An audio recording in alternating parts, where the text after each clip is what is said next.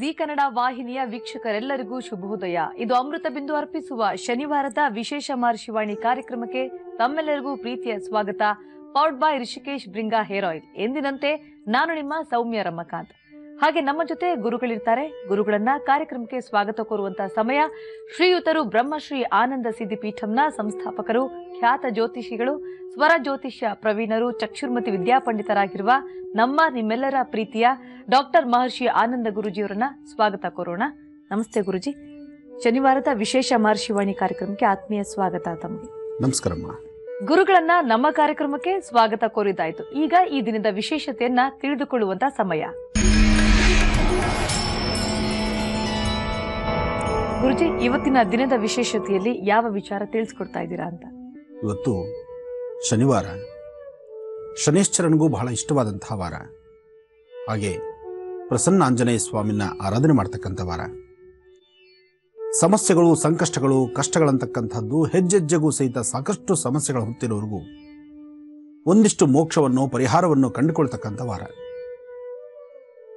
ನೀಲಾಂಜನ ಸಮಾಭಾಸಂ ರವಿಪುತ್ರಂ ವಿಮಾಗ್ರಜಂ ಛಾಯಾ ಮಾರ್ತಾಂಡ ಸಂಭೂತಂ ತನ್ನಮಾಮಿ ಶನೇಶ್ವರಂ.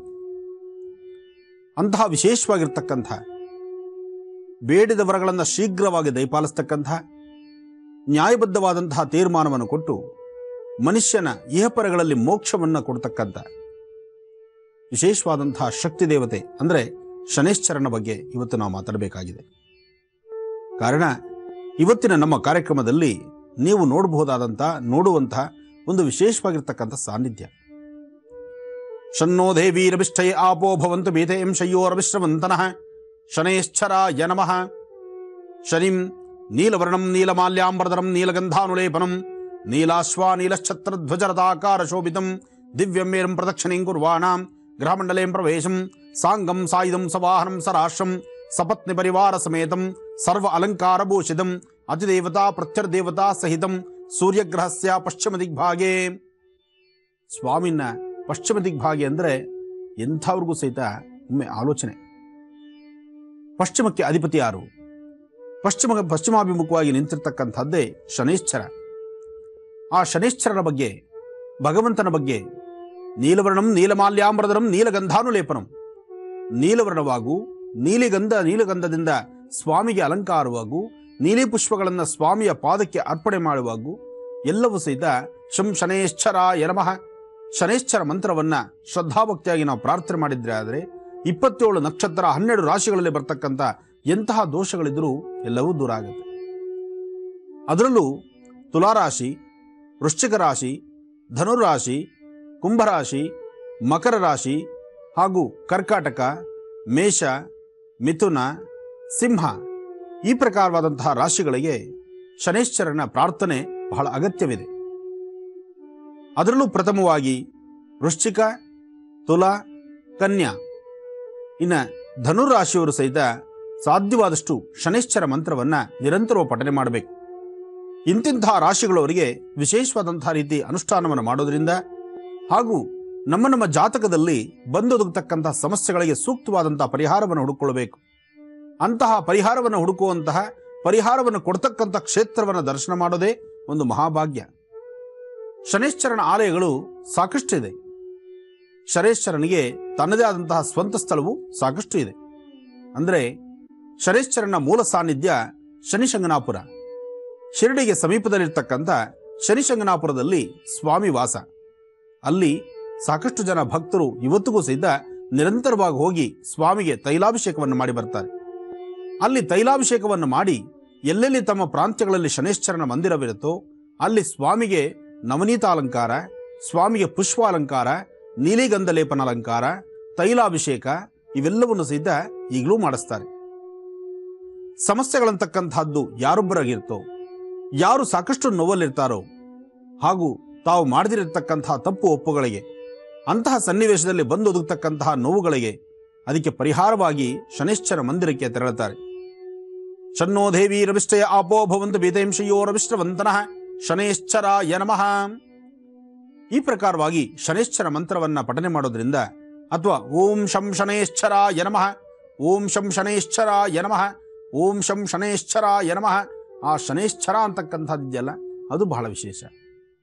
ಸಾಕಷ್ಟು ಜನ ಒಂದು ಇನ್ವಿಟೇಷನ್ ಮಾಡಬೇಕಾಗಲಿ, ದೇವಸ್ಥಾನದ ಮೇಲೆ ನೇಮ್ ಬೋರ್ಡ್ ಅಂದರೆ ಬೋರ್ಡ್ ಬರೀಬೇಕಾಗಲಿ, ಅಥವಾ ಪತ್ರಿಕೆಗಳಲ್ಲಿ ಪ್ರಿಂಟ್ ಆಗಬೇಕಾದ್ರೂ ಶನೇಶ್ವರ ಅಂತ ಹೇಳ್ತಾರೆ.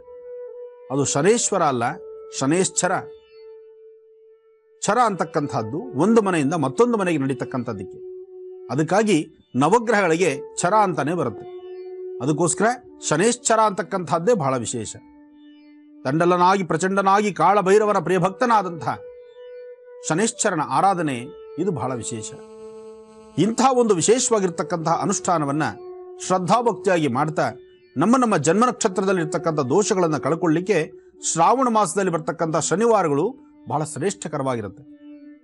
ಹಾಗೆ ಶನಿದಶೆಯಲ್ಲಿ ಬರ್ತಕ್ಕಂತಹ ದೋಷಗಳಿಂದ ಮುಕ್ತರಾಗಬೇಕಾದ್ರೂ ಶ್ರಾವಣ ಶನಿವಾರದಲ್ಲಿ ಶನೇಶ್ಚರ ಮಂದಿರದಲ್ಲಿ ಸ್ವಾಮಿಗೆ ತೈಲಾಭಿಷೇಕ, ತಿಲಾಭಿಷೇಕ, ಅದರಲ್ಲೂ ವಿಶೇಷವಾದಂಥ ರೀತಿ ತಿಲಾನ್ನ ನೈವೇದ್ಯ ಮತ್ತು ಸ್ವಾಮಿಯ ಒಂದು ವಿಶೇಷವಾಗಿರ್ತಕ್ಕಂಥ ಅನುಷ್ಠಾನಗಳ ಮಧ್ಯದಲ್ಲಿ ಪ್ರಾಕಾರೋತ್ಸವ, ಪೂಜೆ, ದರ್ಶನ ಇದೆಲ್ಲವೂ ಬಹಳ ವಿಶೇಷ. ಸ್ವಾಮಿಗೆ ಇಷ್ಟವಾದಂತಹ ನೈವೇದ್ಯ ತಿಲಾನ್ನ, ನೇರಳೆ ಹಣ್ಣು ಮತ್ತು ಬಾದಾಮಿ, ತಿಲಾನ್ನ ಜೊತೆಗೆ ನೇರಳೆ ಹಣ್ಣು ಇಂತಹದ್ದನ್ನು ಸ್ವಾಮಿಗೆ ನೈವೇದ್ಯ ಮಾಡಿಸಿ ಸ್ವಾಮಿಯ ಆಲಯದಲ್ಲಿ ಬರ್ತಕ್ಕಂತಹ ಭಕ್ತರಿಗೆ ಒಂದಿಷ್ಟು ಹಣ್ಣುಗಳನ್ನು ಕೊಟ್ಟು ನಾವು ಪ್ರಾರ್ಥನೆ ಮಾಡಿದರೆ ಇಷ್ಟಾರ್ಥವು ಸಿದ್ಧಿಯಾಗುತ್ತೆ. ಹಾಗೆ ಸಂಕಷ್ಟಗಳಿಂದ ಮುಕ್ತರಾಗಬೇಕಾದ್ರೆ ಸ್ವಾಮಿಯ ಆಲಯದಲ್ಲಿ ಸಾಧ್ಯವಾದಷ್ಟು ಎಳ್ಳುಬತ್ತಿ ದೀಪ ಹಚ್ಚೋದು ಮತ್ತಷ್ಟು ವಿಶೇಷ. ಒಂದಿಷ್ಟು ಜನದ ಮಾತಿದೆ, ಸ್ವಾಮಿಯ ಆಲಯದಲ್ಲಿ ಎಳ್ಳುಬತ್ತಿ ಹಚ್ಚಬಾರದು. ಎಳ್ಳುಬತ್ತಿ ಯಾಕೆ ಹಚ್ಚಬಾರದು?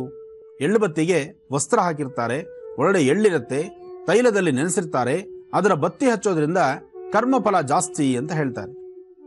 ಆದರೆ ಸರಿಯಾದಂಥ ಸಮಂಜಸವಾದಂಥ ಉತ್ತರ, ಎಳ್ಳುಬತ್ತಿ ಹಚ್ಚೋದ್ರಲ್ಲಿ ಖಂಡಿತ ಯಾವ ಲೋಪವೂ ಇಲ್ಲ. ಎಳ್ಳುಬತ್ತಿಗೆ ಉಪಯೋಗಿಸಬೇಕಾಗಿರ್ತಕ್ಕಂಥದ್ದು ಕಪ್ಪು ಬಟ್ಟೆ ಆಗಲಿ ಅಥವಾ ಹತ್ತಿ ಆಗಲಿ. ಹತ್ತಿಯಿಂದ ನೀವೇ ಮನೆಗೆ ಎಳ್ಳನ್ನು ತಂದು ಎಳ್ಳನ್ನು ಶುದ್ಧಿ ಮಾಡಬೇಕು. ಆ ಶುದ್ಧಿ ಮಾಡತಕ್ಕಂಥ ರೀತಿ ಯಾರ ಹೆಸರಲ್ಲಿ ದೀಪವನ್ನು ಹಚ್ಚಬೇಕಾಗಿದೆಯೋ, ಯಾರು ತಮಗೆ ಇರ್ತಕ್ಕಂಥ ಸಮಸ್ಯೆಗಳಿಂದ ಮುಕ್ತರಾಗಿ ಹೊರಬರಬೇಕು ಅಂತ ಅಪೇಕ್ಷೆ ಪಡ್ತಿರ್ತಾರೋ ಅವರೇ ಎಳ್ಳನ್ನು ಶುದ್ಧಿಪಡಿಸಬೇಕು. ಆ ಎಳ್ಳನ್ನು ಶುದ್ಧಿಪಡಿಸುವಾಗ ಆ ಶುದ್ಧಿಪಡಿಸುವಂತಹ ಕಾಲದಲ್ಲಿ ಆಗಲೇ ಶನೇಶ್ಚರ ಮಂತ್ರವನ್ನು ನಿರಂತರವಾಗಿ ಜಪಿಸಬೇಕು. ಶಂ ಶನೇಶ್ಚರಾಯ ನಮಃ, ಶಂ ಶನೇಶ್ಚರಾಯ ನಮಃ ಈ ಮಂತ್ರವನ್ನು ಹೇಳಿಕೊಂಡು ಎಳ್ಳನ್ನು ಒಂದು 10 ಗ್ರಾಮು ಅಥವಾ 20 ಗ್ರಾಮು ಅಥವಾ 50 ಗ್ರಾಮ್ ಎಳ್ಳನ್ನು ತಂದು ಒಂದೊಂದೇ ಕಾಳನ್ನು ಪಕ್ಕಕ್ಕೆ ತೆಗೆಯಬೇಕು. ಕಾರಣ ಅದರಲ್ಲಿ ಕಲ್ಲು ಮಣ್ಣು ಇರಬಾರ್ದು, ಯಾವುದೇ ಡೆಸ್ಟು ಗಲೀಜಿರಬಾರ್ದು. ಅಂತಹ ಎಳ್ಳನ್ನು ಶುದ್ಧೀಕರಿಸಿರ್ತಕ್ಕಂತಹ ಎಳ್ಳನ್ನು ಸ್ವಾಮಿಯ ಆಲಯಕ್ಕೆ ಹೊರಡಬೇಕಾದ್ರೆ ಅದು ಶನಿವಾರ ದಿವಸ ತಲೆಗೆ ಸ್ನಾನ ಮಾಡಿ, ಅನ್ನ ಆಹಾರದ ಬಗ್ಗೆ ನಂತರ ಚಿಂತನೆ ಮಾಡಿ, ಒಂದಿಷ್ಟು ಹಾಲು ಹಣ್ಣು ಏನೋ ತಗೊಂಡು, ಯಾಕೆಂದ್ರೆ ಉಪವಾಸ ನಡಿಲಿಕ್ಕಾಗಲ್ಲ ಅಂತಕ್ಕಂಥವ್ರು, ಶಕ್ತಿ ಇರ್ತಕ್ಕಂಥವ್ರು ಭಗವಂತನ ಸೇವೆ ಮಾಡಿ ತದನಂತರ ಮನೆಗೆ ಬಂದು ಪ್ರಸಾದವನ್ನು ತೆಗೆದುಕೊಳ್ಳೋದ್ರಿಂದ ಸಾಕಷ್ಟು ಯಶಸ್ಸಿದೆ. ಇಂತಹ ಯಶಸ್ಸಿನ ಕೆಲಸವನ್ನ ಸ್ವಾಮಿ ಆಲಯದಲ್ಲಿ 11 ಪ್ರದಕ್ಷಿಣೆ ಮಾಡಬೇಕು, ಮಂಗಳಾರತಿ ತೆಗೆದುಕೋಬೇಕು, ತೀರ್ಥ ಪ್ರಸಾದವನ್ನು ತೆಗೆದುಕೋಬೇಕು. ತದನಂತರ ಎಳ್ಳಿನ ಬತ್ತಿನ ನಿಮ್ಮ ಅಂಗೈಲಿ ಹಿಡಿದು ಆಗ ನೀವು ಮಾಡ್ತಕ್ಕಂಥ ಒಂದು ಸಂಕಲ್ಪ ಇದೆ. ಆ ಸಂಕಲ್ಪ ಯಾವುದು, ಹೇಗೆ ಮಾಡಬೇಕು, ಅದರ ಕ್ರಮವನ್ನ ಮುಂದಿನ ಭಾಗದಲ್ಲಿ ತಿಳಿಸ್ಕೊಡ್ತೀವಿ. ಗುರುಜಿ, ಕಳೆದ ಭಾಗದಲ್ಲಿ ತಾವು ತಿಳಿಸ್ಕೊಡ್ತಾ ಇದ್ರಿ ಯಾವ ರಾಶಿಯವರು ಶನೈಶ್ಚರನ ಆರಾಧನೆಯನ್ನ ಮಾಡಬೇಕು, ಜೊತೆಗೆ ಹೇಗೆ ಸಂಕಲ್ಪವನ್ನ ಮಾಡಬೇಕು ಅಂತ ತಿಳಿಸ್ಕೊಡ್ತಾ ಇದ್ರಿ.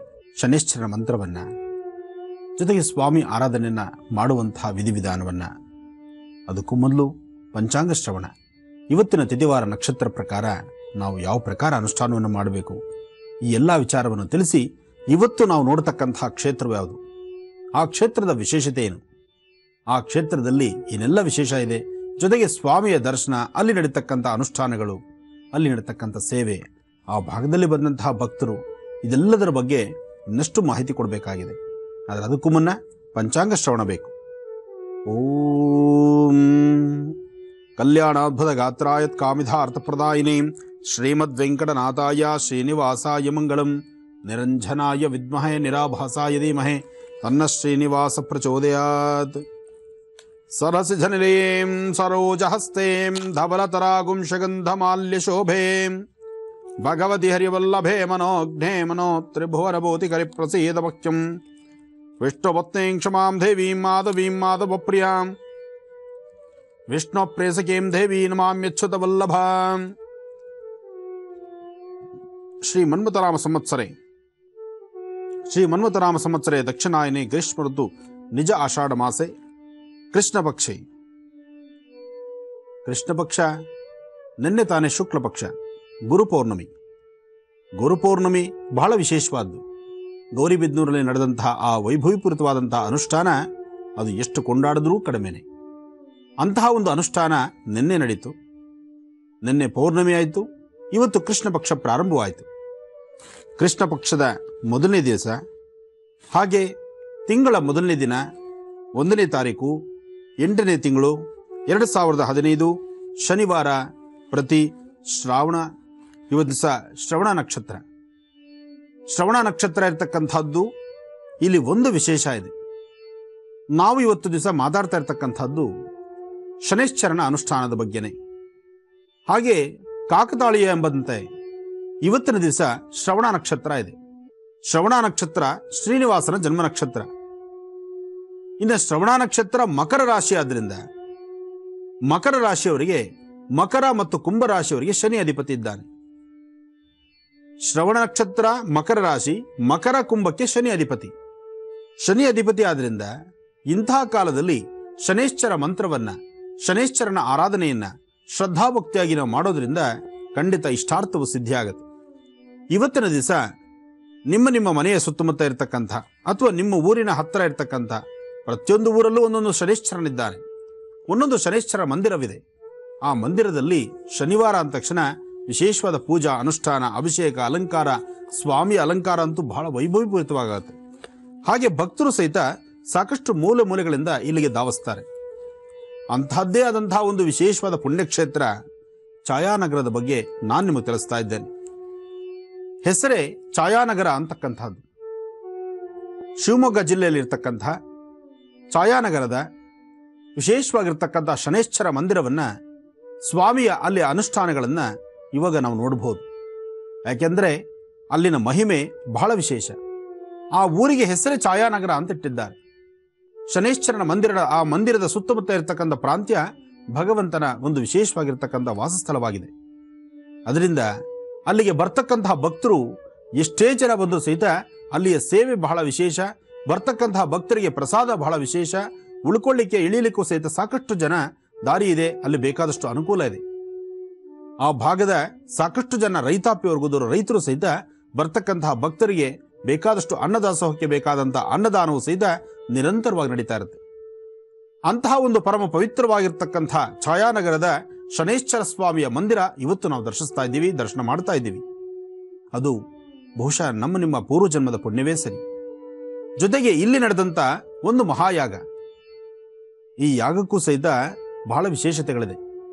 ಶನೈಶ್ಚರ ಶಾಂತಿ ಮಹಾಮಂತ್ರದಿಂದ ಒಂದು ಶಾಂತಿ ಮಂತ್ರದ ಶಾಂತಿಯ ಮಹಾಯಾಗವನ್ನು ಅಲ್ಲಿ ಮಾಡಿದ್ರು. ಅಲ್ಲಿಗೆ ಆನೆ ಅಂಬಾರಿ ಉತ್ಸವ. ಆ ಉತ್ಸವದಲ್ಲಿ ಒಂದು ವಿಶೇಷತೆ, ಸಾಕಷ್ಟು ಜನ ಹೆಣ್ಣುಮಕ್ಕಳು, ಸಾಕಷ್ಟು ಜನ ಮೂಲೆ ಮೂಲೆಗಳಿಂದ ಆಗಮಿಸಿರ್ತಕ್ಕಂಥ ರೈತರ ಕುಟುಂಬ ಎಲ್ಲರೂ ಸಹಿತ ಆ ಪೂರ್ಣ ಕುಂಭಗಳನ್ನು ಹಿಡಿದು ಮಾರ್ಗ ಮಧ್ಯದಲ್ಲಿ ನಡೀತಾ ಇದ್ದರೆ ಆ ಯೋಗ, ಆ ವಿಶೇಷವಾಗಿರ್ತಕ್ಕಂತಹ ಅನುಕೂಲ, ಅನುಷ್ಠಾನ ಇವೆಲ್ಲವೂ ಸಹಿತ ಬಹಳ ವಿಶೇಷವಾಗಿತ್ತು. ಇನ್ನ ರಾಶಿ ನಕ್ಷತ್ರಚಾರ ಪ್ರಕಾರ ಶನೈಶ್ಚರ ಮಂದಿರದಲ್ಲಿ ಎಳ್ಳುಬತ್ತಿ ಹಚ್ಚುವಂಥದ್ದು. ಆ ಎಳ್ಳುಬತ್ತಿನ ಅಂಗೈಯಲ್ಲಿ ಎರಡೂ ಕೈಯಲ್ಲೂ ಈ ತರ ಹಿಡಿದು ಸ್ವಾಮಿಯ ಮುಂದೆ ನಿಂತು, ಭಗವಂತ, ನಮ್ಮ ಪ್ರಾರಬ್ಧ ಕರ್ಮದಿಂದ ಇವತ್ತಿನ ಈ ಸಮಸ್ಯೆಗಳು ಸಾಕಷ್ಟಿದೆ.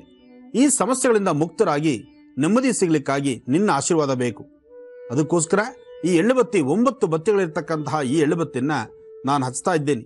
ಒಂದೊಂದು ಬತ್ತಿ ಹಚ್ಚಬೇಕಾದ್ರೂ ಸಹಿತ ನನ್ನ ಪ್ರಾರಬ್ಧ ಕರ್ಮಗಳು ದೂರ ಆಗಲಿ ಭಗವಂತ ಅಂತ ಹೇಳಿ ಓಂ ಶಂ ಶನೈಶ್ಚರಾಯ ನಮಃ.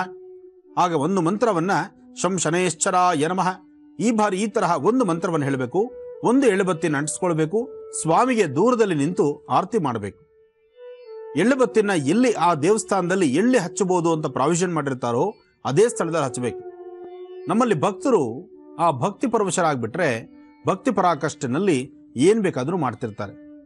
ಅದಕ್ಕೋಸ್ಕರ ಅದಕ್ಕೆ ಅಂತ ದೇವಾಲಯದಲ್ಲಿ ನಿರ್ದಿಷ್ಟವಾದಂಥ ಸ್ಥಳಗಳಿದೆ.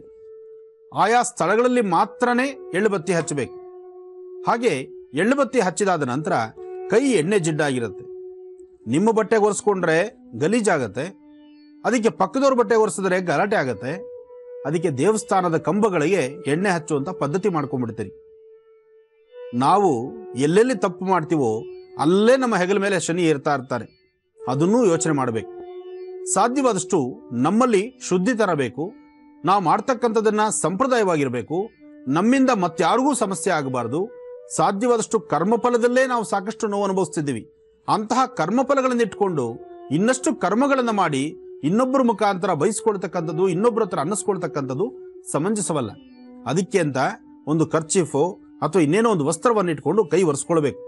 ಅದು ಬಿಟ್ಟು ಎಣ್ಣೆ ಜಿಡ್ಡನ್ನ ಅಥವಾ ತೀರ್ಥ ತೆಗೆದುಕೊಳ್ತಕ್ಕಂಥದ್ದು ಅಥವಾ ಕೊಡ್ತಕ್ಕಂಥ ಕುಂಕುಮ ಭಸ್ಮ ಪ್ರಸಾದವನ್ನ ದೇವಸ್ಥಾನದ ಕಂಬಗಳಲ್ಲಿ ಹಾಕುವಂಥದ್ದು, ದೇವಸ್ಥಾನದ ಆವರಣವನ್ನ ಶುಚಿಯಾಗಿರ್ಬೇಕಾದಂತಹ, ಅರ್ಥಗರ್ಭಿತವಾಗಿ ನೋಡ್ಲಿಕ್ಕೆ ಆನಂದವಾಗಿರ್ಬೇಕಾದಂತಹ ಸ್ಥಳವನ್ನ ಅದನ್ನ ನಮ್ಮ ಇಷ್ಟದ ಪ್ರಕಾರ ಬೇರೆ ದಾರಿ ತಪ್ಪಿಸ್ತಕ್ಕಂಥದ್ದು, ಶುಚಿರ್ಭೂತವಾಗಿರ್ತಕ್ಕಂಥ ಸ್ಥಳವನ್ನ ನಾವು ಶುಚಿ ಇಲ್ಲದಂಥ ರೀತಿ ಮಾಡುವಂತಹದ್ದು ಸಭ್ಯತೆ ಅಲ್ಲ, ಸಂಪ್ರದಾಯ ಅಲ್ಲ. ಅದಕ್ಕೋಸ್ಕರ ಎಳ್ಳುಬತ್ತಿ ಹಚ್ಚಿ, ಆ ಎಳ್ಳುಬತ್ತಿ ಹಚ್ಚಿದಾದ ನಂತರ ನಿಮ್ಮ ಕೈ ಎಣ್ಣೆ ಆಗಿದ್ರೆ ನಿಮ್ಮ ಕರವಸ್ತ್ರದಲ್ಲೇ ಒರೆಸ್ಕೋಬೇಕೇ ವಿನಃ ಆ ಎಣ್ಣೆ ಕೈನ ಗೋಡೆಗೆ ಒರೆಸುವಂಥದ್ದು, ದೇವಸ್ಥಾನನ ಶುದ್ಧಿ ಇಲ್ದಿರ ಮಾಡುವಂಥದ್ದು ಮಾಡಿದ್ರೆ ಇನ್ನಷ್ಟು ಕರ್ಮಫಲ ಜಾಸ್ತಿ ಆಗುತ್ತೆ ವಿನಃ ಅದು ನಿಮ್ಮ ಕರ್ಮಗಳು ಕಳೆಯೋದಿಲ್ಲ. ಇದು ಬಹಳ ವಿಶೇಷ. ಇನ್ನು ಎಳ್ಳುಬತ್ತಿ ಹಚ್ಚಿದಾದ ನಂತರ ನಿಮ್ಮ ಮನೆಯಿಂದ ಒಂದಿಷ್ಟು ಎಳ್ಳನ್ನ, ಶುದ್ಧಿ ಮಾಡಿರ್ತಕ್ಕಂಥ ಎಳ್ಳನ್ನ ಹುರಿದು ಅದಕ್ಕೆ ಸ್ವಲ್ಪ ತುಪ್ಪ ಹಾಕಿ ಒಂದಿಷ್ಟು ಬೆಲ್ಲದ ಪುಡಿ ಹಾಕಿ ಆ ಸಣ್ಣ ಸಣ್ಣ ಉಂಡೆಗಳ ತರ ಮಾಡಿ, ಅಂದ್ರೆ ಚಿಗಳಿ ತರ ಉಂಡೆಗಳನ್ನು ಮಾಡಿ ಅದನ್ನ ಸ್ವಾಮಿಗೆ ನೈವೇದ್ಯ ಮಾಡಿಸಿ ಅಲ್ಲಿ ದೇವಾಲಯಕ್ಕೆ ಬರ್ತಕ್ಕಂತಹ ಭಕ್ತರಿಗೆ, ಅಪೇಕ್ಷೆ ಇರ್ತಕ್ಕಂಥವ್ರಿಗೆ ಮಾತ್ರ. ಈ ವಿಚಾರ ಬಹಳ ಸ್ಪಷ್ಟೀಕರಿಸ್ತಾ ಇದ್ದೇನೆ, ಪ್ರತಿಯೊಬ್ಬರು ಆಲಿಸಿ ಕೇಳಿ. ನೀವು ಮಾಡ್ತಕ್ಕಂಥದ್ದು, ನೀವು ಕೊಡ್ತಕ್ಕಂಥದ್ದು ಬಲವಂತವಾಗಿ ಕೂತಿರ್ತಕ್ಕಂಥವ್ರು ಎಲ್ಲರಿಗೂ ಸಹಿತ ತೆಗೆದುಕೊಂಡೋಗಿ ನೀವು ತಗೊಳ್ಳಿ ಪ್ರಸಾದ ಅಂತ ಹೇಳಿ ಬಲವಂತವನ್ನು ಕೊಡಬಾರ್ದು. ಯಾಕೆಂದ್ರೆ ಕೆಲವರು ಎಳ್ಳನ್ನ ತಿನ್ನೋರು ಇರ್ತಾರೆ, ಕೆಲವರು ತಿಂದಿರೋರು ಇರ್ತಾರೆ. ನೀವು ಕೊಟ್ಟಂತ ಪ್ರಸಾದವನ್ನ ಕೈಯಡ್ಡಿ ಪ್ರಸಾದವನ್ನು ತೆಗೆದುಕೊಂಡ ನಂತರ ಪ್ರಸಾದವನ್ನು ಭಕ್ಷಿಸಿದರೆ ಅದು ಅರ್ಥ. ಪ್ರಸಾದವನ್ನು ಅವರು ಆಹಾರವಾಗಿ ಪ್ರಸಾದವಾಗಿ ತೆಗೆದುಕೊಳ್ಳದಿರ ಅದನ್ನ ಅಲ್ಲೇ ಪಕ್ಕದಲ್ಲಿಟ್ಟರೆ ಪಾಪಕರ್ಮಗಳು. ಆ ಕರ್ಮಕ್ಕೆ ಅವರೂ ಗುರಿ ಆಗ್ತಾರೆ, ಪ್ರಸಾದ ಕೊಟ್ಟಂಥವ್ರು ನೀವೂ ಗುರಿ ಆಗ್ತೀರಿ. ನೀವು ಮಾಡ್ತಕ್ಕಂಥದ್ದು ಒಳ್ಳೇದಾಗ್ಲಿ, ಒಳ್ಳೇದನ್ನೇ ನಿಮ್ಮ ಮನಸ್ಸಲ್ಲಿ ಇಟ್ಕೊಂಡ್ರು ಅಲ್ಲಿ ನಡೆಯುವಂತಹ ಕ್ರಿಯೆಗಳು, ನಡೆಯುವಂತಹ ಕ್ಷಣಗಳಲ್ಲಾಗುವಂಥ ದೋಷಗಳು ಅದು ನಿಮ್ಮನ್ನ ಬೆನ್ನ ಮೇಲೆ ಇರಿಸುತ್ತೆ. ಅದಕ್ಕೋಸ್ಕರ ನಾವು ಪ್ರಸಾದವನ್ನ ಕೊಡ್ತಕ್ಕಂಥ ಸ್ಥಳವು ಅಥವಾ ಪ್ರಸಾದವನ್ನು ಕೊಡ್ಲಿಕ್ಕೆ ದೇವಸ್ಥಾನದ ಆವರಣದಲ್ಲಿ ಯಾವುದೋ ಒಂದು ಮೂಲೆ ನಿಂತ್ಕೊಳ್ಳಿ. ಭಕ್ತರು ತಾನಾಗ್ ತಾನು ಬಂದು ಅಪೇಕ್ಷೆ ಪಟ್ಟು ತಮಗೂ ಪ್ರಸಾದ ಕೊಡಿ ಅಂತ ಕೇಳಿದಾಗ ಖಂಡಿತ ನೀವು ಪ್ರಸಾದ ಕೊಡಿ. ಹಾಗೆ ಪ್ರಸಾದ ತೆಗೆದುಕೊಳ್ಬೇಕಾದವರು ಸಹಿತ ಬಾಯಿ ಬಿಟ್ಟು ಪ್ರಸಾದವನ್ನು ಅಪೇಕ್ಷೆ ಕೇಳಿ ತೆಗೆದುಕೊಳ್ಳೋದ್ರಲ್ಲಿ ಖಂಡಿತ ತಪ್ಪಲ್ಲ. ನೀವೆಷ್ಟೇ ಕೋಟಿಗೆ ಬದುಕಿರಬಹುದು, ಆದರೆ ಪ್ರಸಾದವನ್ನ ಕೇಳಿ ತಗೊಳ್ಬೇಕು. ಅದೇ ಧರ್ಮ. ಪ್ರಸಾದ ಕೊಡುವಂತ ಕಡೆ ಲೈನಲ್ಲಿ ನಾನ್ಯಾಕೆ ಹೋಗ್ಬೇಕು ಅಂತ ಹೇಳಿ ಮದದಿಂದ ನೀನು ಹೊರಟ್ರೆ ಭಗವಂತನ ಮುಂದೆ ನಿಮ್ಮ ಮದ ಮತ್ಸರ ಇದ್ಯಾವುದೂ ನಡೆಯೋದಿಲ್ಲ. ಅಲ್ಲಿ ಎಷ್ಟು ತಲೆಬಗ್ಸಿ ನಡಿತೀವಿ ಅಷ್ಟೇ ನಾವು ಬೇಗ ಅಭಿವೃದ್ಧಿ ಆಗ್ತೀವಿ. ಒಳ್ಳೆದಾಗಿ. ಕಳೆದ 2 ಭಾಗಗಳಲ್ಲಿ ಶನೈಶ್ಚರ ಆರಾಧನೆಯನ್ನ ಹೇಗ್ ಮಾಡಬೇಕು, ಯಾವ ವಿಶೇಷ ದಿನಗಳಲ್ಲಿ ಅನುಷ್ಠಾನವನ್ನ ಮಾಡಬೇಕು ಅಂತ ಗುರುಜಿ ತಿಳಿಸ್ಕೊಟ್ರು. ಹಾಗೆ ವೀಕ್ಷಕರೇ, ಶಿವಮೊಗ್ಗ ಜಿಲ್ಲೆಯ ಛಾಯಾನಗರದಲ್ಲಿ ಅದ್ದೂರಿಯಾಗಿ ಶನೈಶ್ಚರ ಯಾಗ ನಡೀತು. ಅಪಾರ ಸಂಖ್ಯೆಯಲ್ಲಿ ಅಲ್ಲಿ ಭಕ್ತರು ಕೂಡ ಸೇರಿದ್ರು. ಬನ್ನಿ ಆ ಶನೈಶ್ಚರ ಯಾಗಕ್ಕೆ ನಾವು ಕೂಡ ಹೋಗಿ ಬರೋಣ. ಓಂ ಶನ್ನೋ ದೇವೀರವಿಷ್ಠಯಾವೋ ಭವಂತವೀದೇಂ ಶ್ರೀಯೋರವಿಶ್ರವಂತನಃ. ಓಂ ನೀಲಾಂಜನ ಸಮಾಭಾಸಂ ರೈಪುತ್ರಮಾರ್ಜಂ ಛಾಯಾಮಾರ್ತಾಂಡ ಸಂಭೂತಂ ತನ್ನಮಾಮಿ ಶನೈಶ್ಚರಂ. ನೀಲವರ್ಣಂ ನೀಲಮಾಲ್ಯಾಂಬರಧರಂ ನೀಲಗಂಧಾನುಲೇಪನಂ ನೀಲಾಶ್ವಾ ನೀಲಶ್ಚತ್ರಧ್ವಜರದಾಕಾರ ಶೋಭಿತಂ ದಿವ್ಯಂ ಮೇರಂ ಪ್ರದಕ್ಷಿಣೀಂ ಕುರ್ವಾಣಾಂ ಗ್ರಹಮಂಡಲೇಂ ಪ್ರವೇಶಂ ಸಾಂಗಂ ಸಾಯುಧಂ ಸವಾಹನಂ ಸರಾಷ್ಟ್ರಂ ಸಪತ್ನಿ ಪರಿವಾರ ಸಮೇತಂ ಸರ್ವ ಅಲಂಕಾರಭೂಷಿತಂ ಅತಿದೇವತಾ ಪ್ರತ್ಯರ್ದೇವತಾ ಸಹಿತಂ ಸೂರ್ಯಗ್ರಹಸ್ಯ ಪಶ್ಚಿಮ ದಿಗ್ಭಾಗೆ ತಿಲದಾನ್ಯಶೋಪರಿ ಭಗವಂತಂ. ಓಂ ಭೂಃ ಶಂ ಶನೈಶ್ಚರಮಿದಮಾವಾಹಯಾಮಿ. ಈ ಸ್ಥಳದಲ್ಲಿ ಶನೈಶ್ಚರನ ಆವಾಹನೆ ಮಾಡಿ ವಿಶೇಷವಾದಂತಹ ರೀತಿ ಶನೈಶ್ಚರರ ಮಹಾಮಂತ್ರದಿಂದ ಹವನವನ್ನು ಮಾಡುತ್ತಿದ್ದಾರೆ. ಶನ್ನೋ ದೇವಿ ರವಿಷ್ಠಯಾಪೋ ಭವಂತ ಬೀತೇಂ ಶಯ್ಯೋರವಿಶ್ರವಂತನಃ ಶನೈಶ್ಚರಾಯ ನಮಃ. ಇವತ್ತಿನ ದಿವಸ ಲೋಕ ಕಲ್ಯಾಣಾರ್ಥವಾಗಿ ಸಾಕಷ್ಟು ಜನಗಳು, ಸಾಕಷ್ಟು ಯೋನಿಗಳಿಂದ ಜನಿಸಿರ್ತಕ್ಕಂತಹ ಸಾಕಷ್ಟು ಜನಗಳು, ಜಲಚರಗಳಿರಬಹುದು, ಪ್ರಾಣಿ ಪಕ್ಷಿಗಳಿರಬಹುದು, ಮನುಷ್ಯ ಸಂಕುಲ ಇರಬಹುದು, ಸಾಕಷ್ಟು ಪ್ರಕೃತಿಯಲ್ಲಿರ್ತಕ್ಕಂಥದ್ದು ಸಹಿತ ಸಕಾಲಕ್ಕೆ ಸರಿಯಾದಂಥ ರೀತಿ ಮಳೆ ಬೆಳೆಗಳಾದರೆ ಎಲ್ಲವೂ ಸಮೃದ್ಧಿಯೇ. ಹಾಗೆ ಜಗತ್ತನ್ನ ಸನ್ಮಾರ್ಗದತ್ತ ನಡ್ಕೊಂಡು ಹೋಗಬೇಕಾದ್ರೆ, ಜಗತ್ತಿನಲ್ಲಿ ಬರ್ತಕ್ಕಂತಹ ಸಂಕಷ್ಟಗಳು ದೂರ ಆಗಬೇಕಾದ್ರೆ ಸಾಧ್ಯವಾದಷ್ಟು ಶನೈಶ್ಚರನ ಅನುಗ್ರಹ ಬಹಳ ಮುಖ್ಯ. ನೀಲಾಂಜನ ಸಮಾಭಾಸಂ ರವಿಪುತ್ರಂ ಯಮಾಗ್ರಜಂ ಛಾಯಾಂ ಆರ್ತಾಂಡ ಸಂಭೂತಂ ತನ್ನಮಾಮಿ ಶನೈಶ್ಚರಂ. ಯಮಾಗ್ರಜನಾಗಿರ್ತಕ್ಕಂತಹ ಯಮನಿಗೆ ಅಣ್ಣನಾದಂತಹ ಶನೈಶ್ಚರನ ಶ್ರದ್ಧೆಯಿಂದ ಭಕ್ತಿಯಿಂದ ಪ್ರಾರ್ಥನೆ ಮಾಡಿ ಇವತ್ತಿನ ದಿವಸ ಛಾಯಾನಗರದಲ್ಲಿ ಶನೈಶ್ಚರರ ಮಂದಿರದಲ್ಲಿ ವಿಶೇಷವಾದಂತಹ ರೀತಿ ಲೋಕ ಕಲ್ಯಾಣಾರ್ಥವಾಗಿ ಈ ಹೋಮ ನಡೀತಾ ಇದೆ. ಲೋಕದಲ್ಲಿರ್ತಕ್ಕಂಥ ಎಲ್ಲರಿಗೂ ಸಹಿತ ಅನುಕೂಲಕ್ಕಾಗಿ, ಎಲ್ಲರ ಹಿತವನ್ನು ಕೋರಿ ಛಾಯಾನಗರದಲ್ಲಿರ್ತಕ್ಕಂಥ ಶನೈಶ್ಚರ ಸ್ವಾಮಿಯ ಸಾನ್ನಿಧ್ಯದಲ್ಲಿ ಶನಿ ತಿಲಶಾಂತಿ ಹೋಮ ನಡೀತಾ ಇದೆ.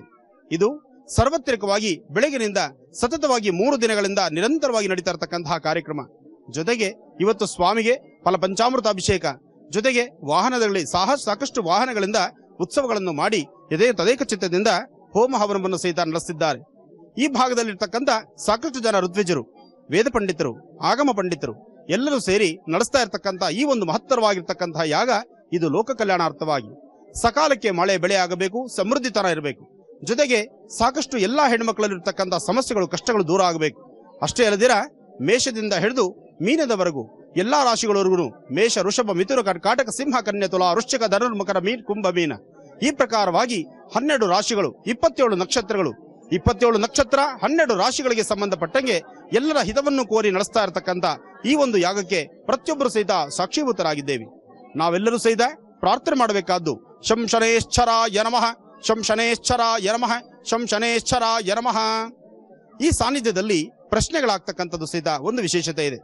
ಸ್ವಾಮಿ ಆವೇಶಗೊಂಡು ಪ್ರಶ್ನೆ ಆಗ್ತಕ್ಕಂಥದ್ದು ಆತನ ಆಳ್ವಿಕೆಯಂತೆ, ಆತನ ಮಾತಿನಂತೆ ನಡೀತಕ್ಕಂಥದ್ದು. ಈ ಆಲಯ ಸುಮಾರು ವರ್ಷಗಳ ಇತಿಹಾಸ ಇರ್ತಕ್ಕಂಥದ್ದು. ಆದರೆ ಬಾಲಾಲಯ ಇಷ್ಟು ಬೃಹತ್ ಮಟ್ಟದಲ್ಲಿ ಬೆಳೆದು ಇವತ್ತು ಲೋಕ ಕಲ್ಯಾಣಾರ್ಥವಾಗಿ ಸಾವಿರಾರು ಜನ ಇಲ್ಲಿಗೆ ಆಗಮಿಸ್ತಾ ಇರತಕ್ಕಂಥದ್ದು. ರಾಜ್ಯದ ಮೂಲೆ ಮೂಲೆಗಳಿಂದ ಭಕ್ತರು ಇಲ್ಲಿಗೆ ಆಗಮಿಸಲಿಕ್ಕೆ ಕಾರಣ ಇಲ್ಲಿ ಸ್ವಾಮಿನ ಏನು ಕೋರಿಕೆ ಕೇಳಿದ್ರು ಆ ಶೀಘ್ರವಾಗಿ ಕಾರ್ಯಸಿದ್ಧಿ ಆಗ್ತಕ್ಕಂಥ ಒಂದು ಮಹತ್ತರವಾಗಿರ್ತಕ್ಕಂತಹ ಪುಣ್ಯಕ್ಷೇತ್ರವೇ ಸರಿ. ಇಂತಹ ಪುಣ್ಯಕ್ಷೇತ್ರಕ್ಕೆ ಇವತ್ತು ದಿವಸ ನಾವು ಬಂದಿದ್ದೇವೆ. ಜೊತೆಗೆ ಭಗವಂತನ ಸಾನ್ನಿಧ್ಯದಲ್ಲಿ ನಮ್ಮದು ಹಲವಾರು ತರಹ ಪ್ರಶ್ನೆಗಳಿದೆ. ಆ ಪ್ರಶ್ನೆಗಳು ಇದು ಲೋಕ ಕಲ್ಯಾಣಾರ್ಥವಾಗಿರ್ತಕ್ಕಂಥದ್ದು. ಹಾಗಾಗಿ ನಿಮ್ಮೆಲ್ಲರ ಸಮ್ಮುಖದಲ್ಲಿ ಇವತ್ತು ನಾನು ಈ ಕಾರ್ಯಕ್ರಮ ತಾವೆಲ್ಲರೂ ವೀಕ್ಷಣೆ ಮಾಡ್ತಾ ಇದ್ದೀರಿ. ಈ ಕಾರ್ಯಕ್ರಮ ನೋಡುವ ಕಾಲದಲ್ಲೇ ನೀವು ಮನೆಯಲ್ಲಿ ಕೂತು ಸಂಕಲ್ಪವನ್ನು ಮಾಡಬಹುದು. ಜೊತೆಗೆ ಶನೇಶ್ಚರ ಮಹಾಮಂತ್ರವನ್ನ ಜಪಿಸಬಹುದು. ಶನ್ನೋ ದೇವಿ ರವಿಷ್ಠಯ ಆಪೋ ಭವಂತ ಬೀದಯಂ ಶಯ್ಯೋ ರವಿಷ್ಠವಂತನಃ ಶನೇಶ್ಚರಾಯ ನಮಃ. ಆ ಶನೇಶ್ಚರ ಮಂತ್ರವನ್ನ ನಿರಂತರವಾಗಿ ಪಠನೆ ಮಾಡ್ತಾ ಭಗವಂತನ ಧ್ಯಾನವನ್ನು ಮಾಡೋಣ.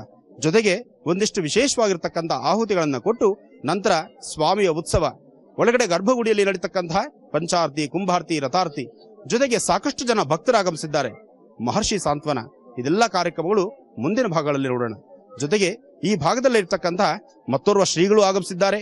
ಇದೇ ದೇವಸ್ಥಾನದ ಬರ್ತಕ್ಕಂತಹ ಭಕ್ತರನ್ನ ಪ್ರೀತಿ ವಿಶ್ವಾಸದಿಂದ ಬರಮಾಡಿಕೊಂಡು ಬರ್ತಕ್ಕಂತಹ ಅವರ ಸಂಕಷ್ಟಗಳನ್ನ ಆಲೋಚನೆ ಮಾಡಿ ಆ ಕಷ್ಟಗಳಿಗೆ ಸೂಕ್ತ ಪರಿಹಾರವನ್ನ ತಿಳಿಸತಕ್ಕಂತಹ ಕೈಂಕರ್ಯದಲ್ಲಿ ನನ್ನ ಆತ್ಮೀಯರು ಸಹಿತ ಇಲ್ಲಿದ್ದಾರೆ. ಇಷ್ಟು ಅಚ್ಚುಕಟ್ಟಾಗಿ ನಡೀತಾ ಇರತಕ್ಕಂತಹ ಈ ಒಂದು ಯಾಗದ ಒಂದು ವಿಶೇಷವಾಗಿರ್ತಕ್ಕಂತಹ ಕಾರ್ಯಕ್ರಮವನ್ನ ಈಗ ನೋಡೋಣ. ಓಂ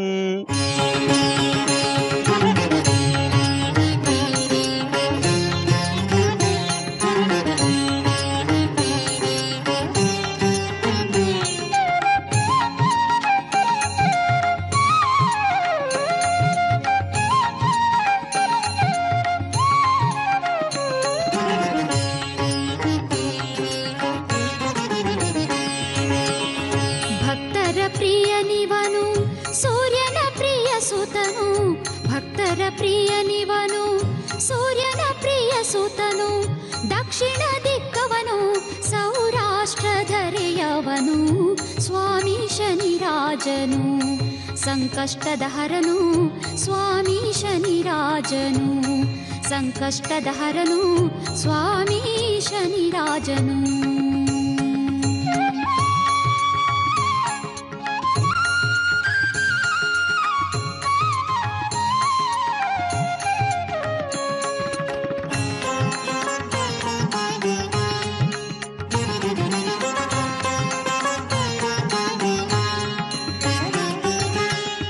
ಗಂಧದ ತಿಲಕವ ಧರಿಸಿದ ಚೆಲುವನು ಇವನು ಗಂಧದ ತಿಲಕವ ಧರಿಸಿದ ಚೆಲುವನು ಇವನು ಕಾಗೆಯ ನೇರಿತ ಸಂಚಾರವ ಮಾಡುತ್ತಲಿಹನು ಸ್ವಾಮಿ ಶನಿರಾಜನು ಸಂಕಷ್ಟದ ಹರನು ಸ್ವಾಮಿ ಶನಿರಾಜನು. ಶನೇಶ್ವರ ಸ್ವಾಮಿಯ ಇವತ್ತಿನ ಈ ಒಂದು ವಿಶೇಷವಾಗಿರ್ತಕ್ಕಂತಹ ಕಾರ್ಯಕ್ರಮ ಪೂರ್ಣಾಹುತಿಗೆ ಸಂಬಂಧಪಟ್ಟಂತೆ ಸಾಕಷ್ಟು ದ್ರವ್ಯಗಳಿಂದ ಸ್ವಾಮಿನ ತೃಪ್ತಿಪಡಿಸಿ ಲೋಕ ಕಲ್ಯಾಣಾರ್ಥವಾಗಿ ನಡೀತಾ ಇರತಕ್ಕಂಥ ಈ ಒಂದು ಮಹತ್ತರವಾಗಿರ್ತಕ್ಕಂಥ ಕಾರ್ಯಕ್ರಮಕ್ಕೆ ಆಗಮಿಸಿರ್ತಕ್ಕಂತಹ ಭಕ್ತ ಸಾಗರ ಸಾಕಷ್ಟು ಜನ ರಾಜ್ಯದ ಮೂಲೆ ಮೂಲೆಗಳಿಂದ ಇಲ್ಲಿಗೆ ಆಗಮಿಸಿರ್ತಕ್ಕಂತಹ ಭಕ್ತರಿದ್ದಾರೆ. ಲೋಕ ಕಲ್ಯಾಣಾರ್ಥವಾಗಿ ನಡೀತಾ ಇರತಕ್ಕಂಥ ಈ ಒಂದು ಯಾಗಕ್ಕೆ ಆಗಮಿಸಿರ್ತಕ್ಕಂತಹ ಭಕ್ತರಿಗೆ ಶನೇಶ್ವರರ ಸಂಪೂರ್ಣ ಅನುಗ್ರಹ ಸಿಗಲಿ ಅಂತ ಭಗವಂತನ ಪ್ರಾರ್ಥನೆ ಮಾಡೋಣ. ಶನ್ನೋ ದೇವಿ ರವಿಷ್ಠಯ ಆಪೋ ಭವಂತ ಬೀದಯಂ ಶಯ್ಯೋ ರವಿಶ್ರವಂತನಃ ಶನೇಶ್ಚರಾಯ ನಮಃ.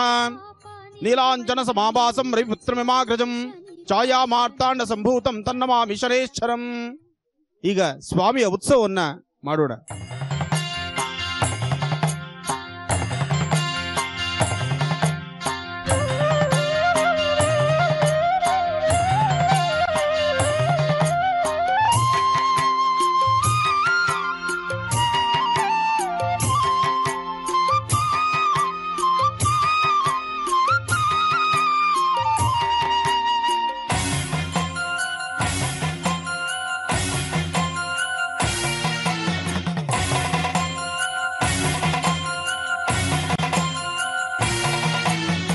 ಏಕೆ ಕಾಡುವೆ ನನ್ನಲಿ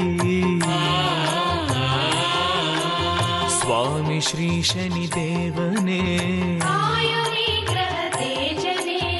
ಏಕೆ ಕಾಡುವೆ ನನ್ನಲಿ ಸ್ವಾಮಿ ಶ್ರೀ ಶನಿದೇವನೇ, ಸಾಕು ಮಾಡು ತಾಳಲಾರೆ ದೇವನೇ, ಎನ್ನ ತಪ್ಪನು ಮನ್ನಿಸೋ ಶನಿರಾಜನೇ. ನಿಮ್ಮ ಕೂದಲಿನ 10 ಹಲವಾರು ಸಮಸ್ಯೆಗಳಿಗೆ ಒಂದೇ ಪರಿಹಾರ, ರಿಷಿಕೇಶ್ ಬ್ರಿಂಗಾ ಹೇರ್ ಆಯಿಲ್ ಮತ್ತು ಶಾಂಪೂ. ವೀಕ್ಷಕರೇ, ಪ್ರತಿ ಹಂತದಲ್ಲೂ ಕೂಡ ಇದನ್ನು ತಯಾರು ಮಾಡುವಂತ ನಿಟ್ಟಿನಲ್ಲಿ ಗುಣಮಟ್ಟವನ್ನ ಕಾಪಾಡಿಕೊಂಡು ಬರಲಾಗಿದೆ. ಹಾಗೆ 100% ಆಯುರ್ವೇದದಿಂದ ಕೂಡಿದಂತ ಆಯಿಲ್ ಮತ್ತು ಶಾಂಪೂ ಇದಾಗಿದ್ದು ನಿಮ್ಮ ಕೂದಲಿನ ಸಮಸ್ಯೆಗಳಿಗೆ ಪರಿಹಾರವನ್ನ ಕಂಡುಕೊಳ್ಳಿ ಅಂತ ಹೇಳ್ತಾ ನಮ್ಮ ಕಾರ್ಯಕ್ರಮವನ್ನ ಮುಂದುವರಿಸುತ್ತಾ ಶಿವಮೊಗ್ಗ ಜಿಲ್ಲೆಯ ಛಾಯಾನಗರದಲ್ಲಿ ನಡೆದಂತ ಶನೈಶ್ಚರ ಯಾಗದ ಪೂಜೆ ಮತ್ತು ಕಾರ್ಯಕ್ರಮಗಳನ್ನ ಮುಂದುವರಿಸೋಣ ಬನ್ನಿ.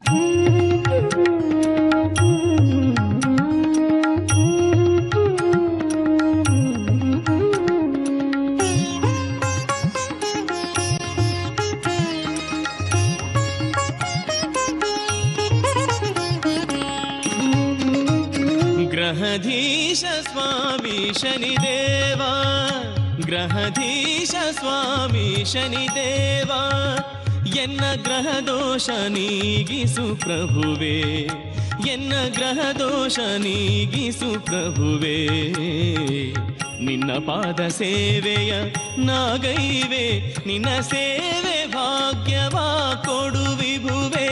ಗ್ರಹಧೀಶ ಸ್ವಾಮಿ ಶನಿದೇವ, ಗ್ರಹಧೀಶ ಸ್ವಾಮಿ ಶನಿದೇವ.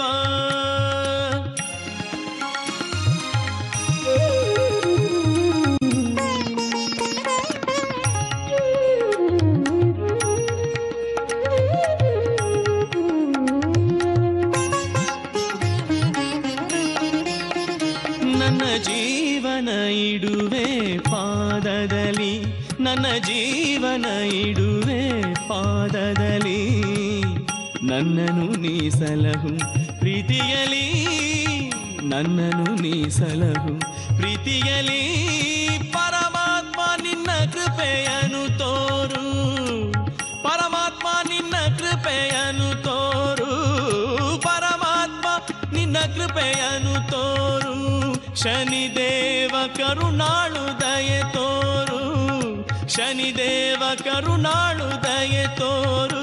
ಗ್ರಹಧೀಶ ಸ್ವಾಮಿ ಶನಿದೇವ, ಗ್ರಹಧೀಶ ಸ್ವಾಮಿ ಶನಿದೇವ, ಎನ್ನ ಗ್ರಹ ದೋಷ ನೀಗಿಸು ಪ್ರಭುವೇ, ಎನ್ನ ಗ್ರಹ ದೋಷ ನೀಗಿಸು ಪ್ರಭುವೇ, ನಿನ್ನ ಪಾದ ಸೇವೆಯ ನಾಗೈವೆ. ನಿನ್ನ ಆಶೀರ್ವಾದಕ್ಕಾಗಿ, ನಿನ್ನ ಪ್ರಸಾದ ಕೋರ್ಕೊಂಡು ನಿನ್ನ ಪ್ರಸಾದಕ್ಕಾಗಿ ಕೇಳ್ತಾ ಇದ್ದೇನೆ. ಪ್ರಸಾದವನ್ನು ದಯಪಾಲಿಸು. ಜೊತೆಗೆ ಇವತ್ತು ಈ ಆಲಯಕ್ಕೆ ಬಂದಂತಹ ಭಕ್ತರು ತಮ್ಮ ಸಂಕಷ್ಟಗಳು ಏನೇ ಇದ್ರೂ ಸಹಿತ ಆ ಕಷ್ಟಗಳನ್ನು ದೂರ ಮಾಡಿಕೊಳ್ಳಿಕ್ಕಾಗಿ ಇವತ್ತು ನಿನ್ನಲ್ಲಿ ಭಕ್ತಿಯಿಂದ ಬೇಡಿಕೆ ನೆಟ್ಟಿದ್ದಾರೆ. ಅವರೆಲ್ಲರ ಕೋರಿಕೆಗಳನ್ನು ಈಡೇರಿಸು. ನಿನ್ನ ಆಶೀರ್ವಾದವನ್ನು ಮಾಡು.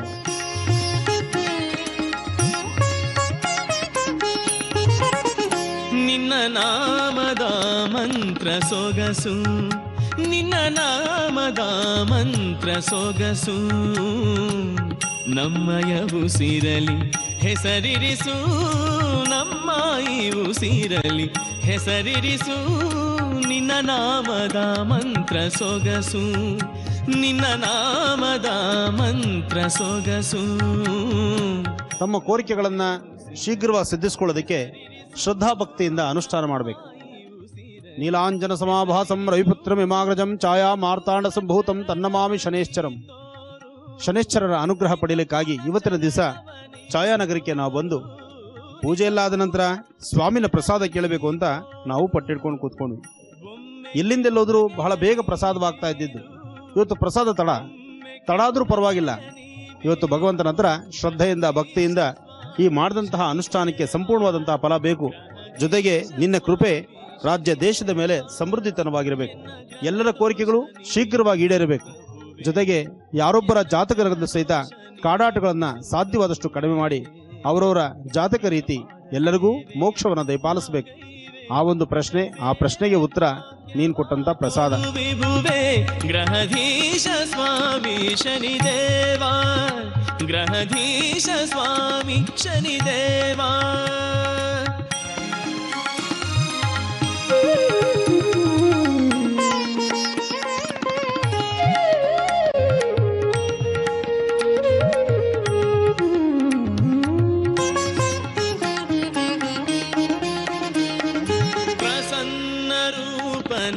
ಶನಿದೇವ, ಪ್ರಸನ್ನ ರೂಪನೆ ಶನಿದೇವ, ಸರ್ವರ ರಕ್ಷಿಸು ಶನಿದೇವ, ಸರ್ವರ ರಕ್ಷಿಸು ಶನಿದೇವ, ಪ್ರಸನ್ನ ರೂಪನೆ ಶನಿದೇವ, ಪ್ರಸನ್ನ ರೂಪನೆ ಶನಿದೇವ, ಸರ್ವರ ರಕ್ಷಿಸು ಶನಿದೇವ, ಸರ್ವರ ರಕ್ಷಿಸು ಶನಿದೇವ.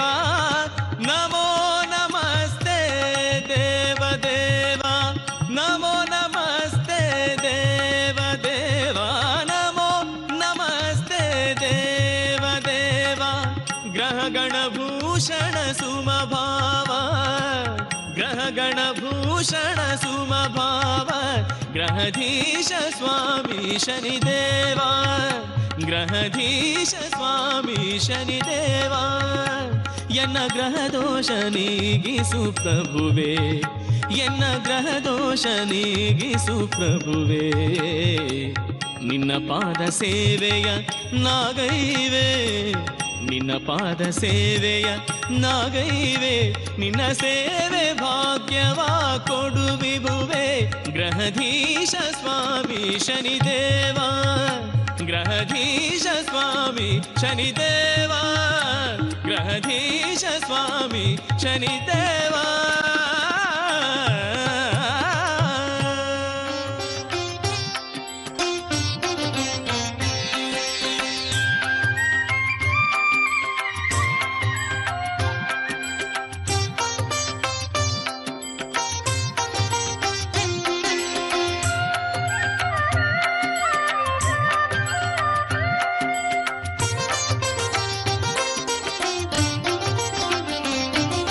ಹೂವ ತನ್ನಿರಿ ಮಲ್ಲಿಗೆ ಹೂವ ತನ್ನಿರಿ, ಅರಳಿದ ಹೂವ ತನ್ನಿರಿ, ಸ್ವಾಮಿಯ ಪೂಜೆಯ ಮಾಡೋಣ, ಶನಿದೇವನ ಒಲಿಸಿ ಬಾಳೋಣ.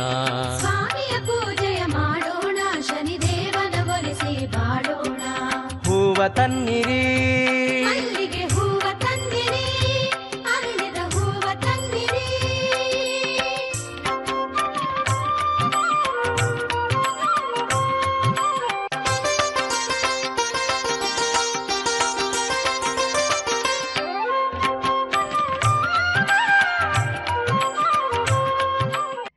ಗುರುಜಿ, ನಮ್ಮ ಕಾರ್ಯಕ್ರಮದಲ್ಲಿ ಸಾಕಷ್ಟು ಬಾರಿ ತಿಳಿಸಿಕೊಟ್ಟಿದ್ದಾರೆ.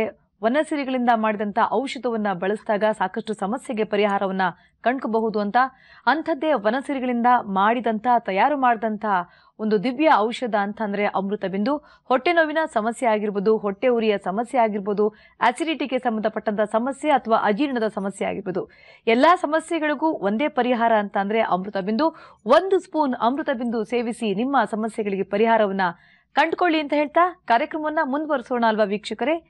ಗುರುಜಿಯವರು ಯಾವುದೇ ಧಾರ್ಮಿಕ ಕಾರ್ಯಕ್ರಮಗಳಿಗೆ ಭೇಟಿ ಕೊಡ್ಲಿ, ಅಲ್ಲಿ ನೊಂದು ಬಂದಂತ ಭಕ್ತರಿಗೆ ಸಾಂತ್ವನವನ್ನ ಹೇಳ್ತಾರೆ. ಹಾಗೆ ಶಿವಮೊಗ್ಗ ಜಿಲ್ಲೆಯ ಛಾಯಾನಗರದಲ್ಲಿ ನಡೆದಂತ ಕಾರ್ಯಕ್ರಮದಲ್ಲೂ ಕೂಡ ಗುರುಜಿಯವರು ಅಲ್ಲಿ ನೊಂದು ಬಂದಂತ ಭಕ್ತರಿಗೆ ಸಾಂತ್ವನವನ್ನ ಹೇಳಿದ್ದಾರೆ. ಬನ್ನಿ ಅವೆಲ್ಲವನ್ನು ಕೂಡ ನೋಡ್ಕೊಂಡು ಬರೋಣ. ಶ್ರೀ ಗುರುಭ್ಯೋ ನಮಃ. ಹರಿ ಓಂ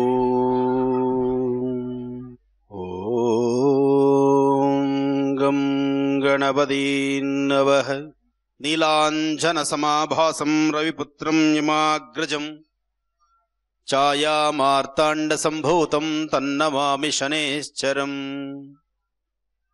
ನೀಲವರ್ಣಂ ನೀಲಮಾಲ್ಯಾಂಬರಧರಂ ನೀಲಗಂಧಾನುಲೇಪನಂ ಶ್ರೀಂ ಶಂ ಶನೇಶ್ಚರಂ ನಮಾಮ್ಯಹಂ. ಹಾರ್ನಹಳ್ಳಿಯ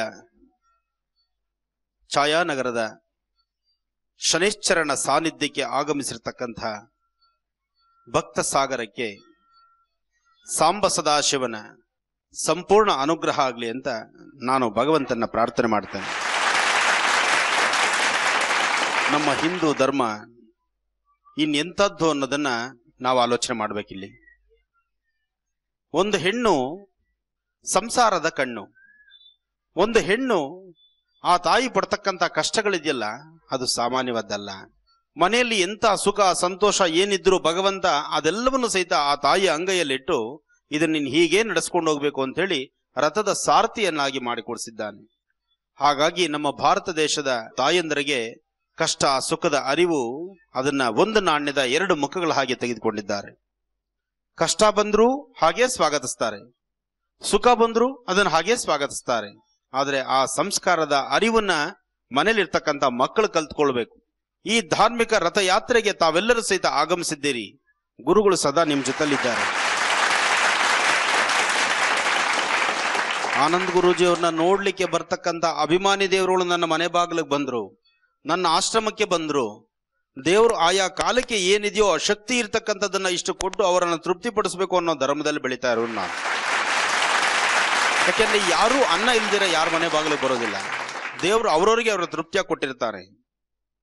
ಬೆಳ್ಳಿ ತಟ್ಟೆಯಲ್ಲಿ ಊಟ ಮಾಡೋರು ಇರಬಹುದು, ಬಾಳೆ ಎಲೆಯಲ್ಲಿ ಊಟ ಮಾಡ್ತಕ್ಕಂಥವ್ರು ಇರ್ಬೋದು, ಅಥವಾ ಈ ಭೂಮಿ ತಾಯಿನ ನಂಬಿ ಅದನ್ನ ಶುದ್ಧಿ ಮಾಡಿ ಅದರ ಮೇಲೆ ಅನ್ನ ತಿಂತಕ್ಕಂಥವ್ರು ಇರಬಹುದು. ಎಲ್ಲರೂ ಮಾನವರೇ, ಎಲ್ಲರೂ ಸರಿ ಸಮಾನರೇ, ಎಲ್ಲರೂ ಯಾವುದೇ ಜಾತಿ ಮತ ಭೇದವಿಲ್ಲದಿರ ಎಲ್ಲರದ್ದು ಒಂದೇ ಜಾತಿ. ಒಂದು ಹೆಣ್ಣು ಒಂದು ಗಂಡು, ಎರಡು ಜಾತಿ ಬಿಟ್ರೆ ಇನ್ಯಾವ ಜಾತಿಯೂ ಇಲ್ಲ. ಆನಂದ್ ಗುರೂಜಿ ಅವರ ಕಾರ್ಯಕ್ರಮಕ್ಕೆ ಫಾಲೋವರ್ಸ್ ಇರ್ತಕ್ಕಂಥದ್ದು ಹಿಂದೂ, ಕ್ರೈಸ್ತ, ಮುಸಲ್ಮಾನ್ 3 ಜನ ಇದ್ದಾರೆ.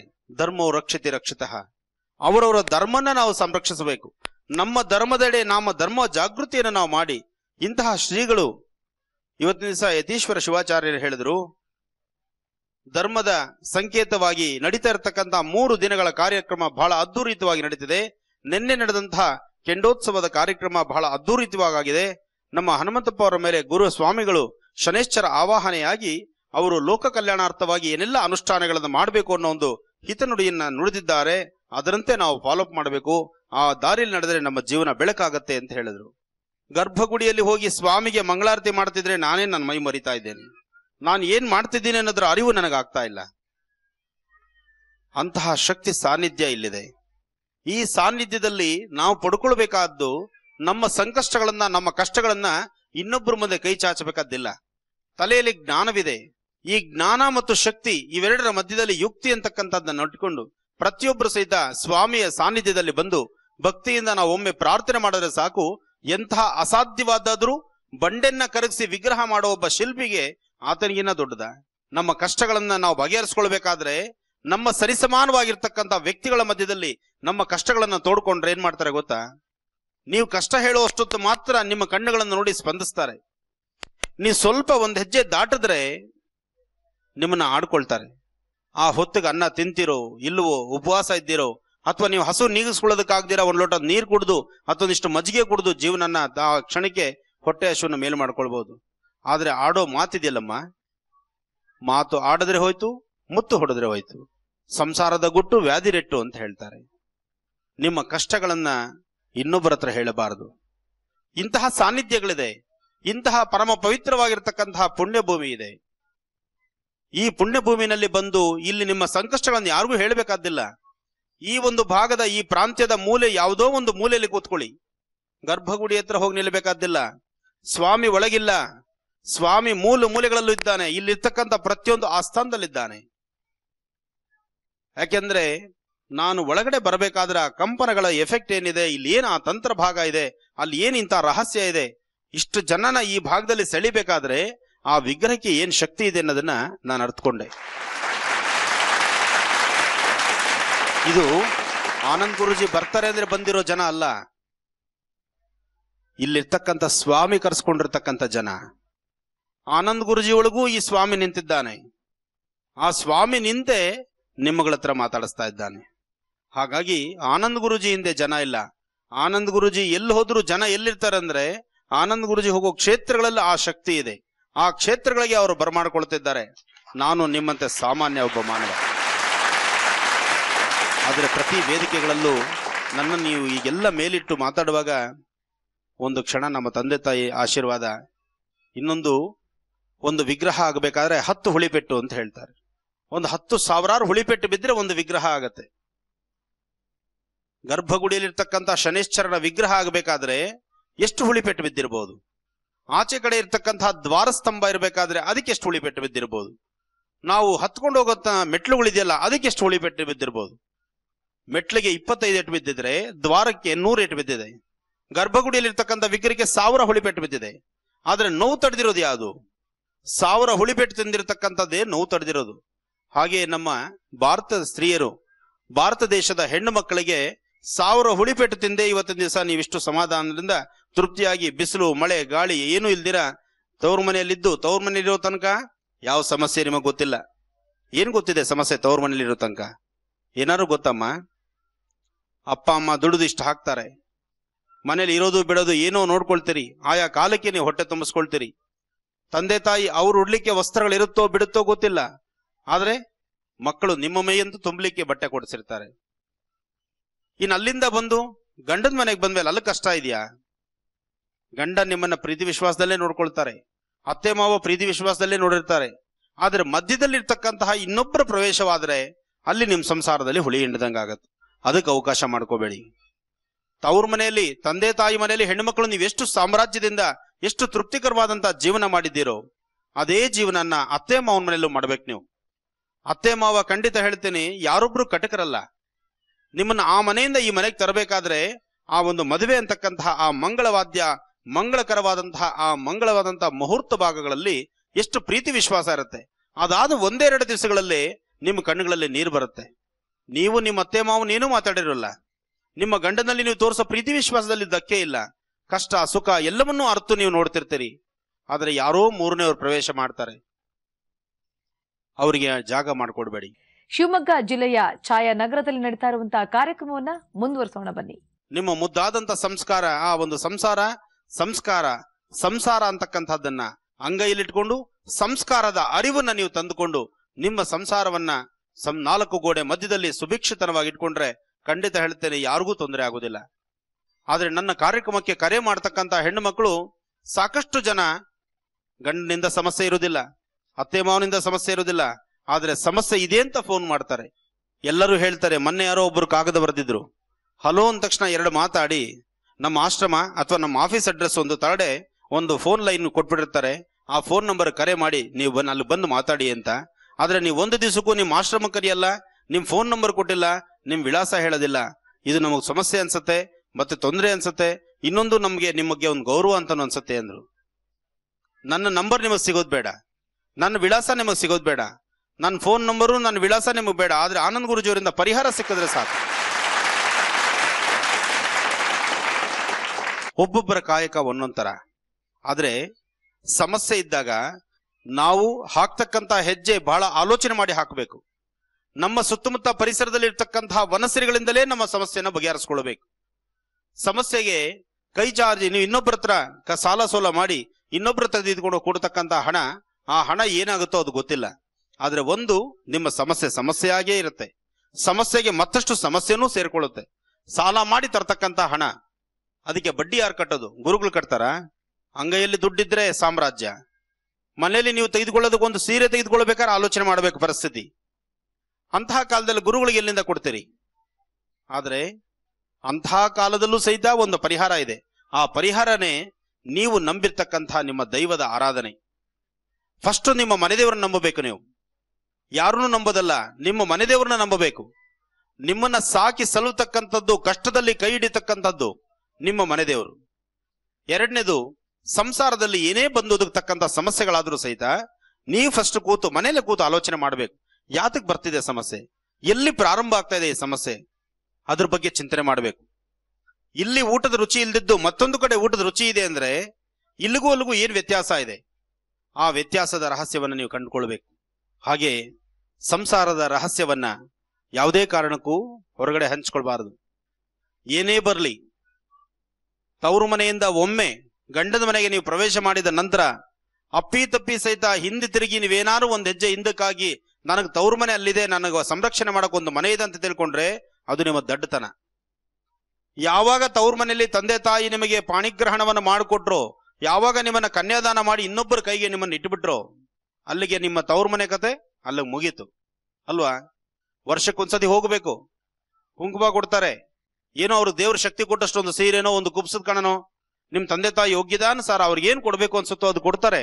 ಅದನ್ನ ತಗೊಳ್ಬೇಕು, ಗಂಡನ ಮನೆಗೆ ಬಂದು ಸೇರ್ಕೋಬೇಕು. ಯುಗಾದಿ ಬಂತು, ತವ್ರ ಮನೆಗೆ ಓಡೋಗು. ಶ್ರೀರಾಮನವಮಿ ಬಂತು, ತವ್ರ ಮನೆಗೆ ಓಡೋಗು.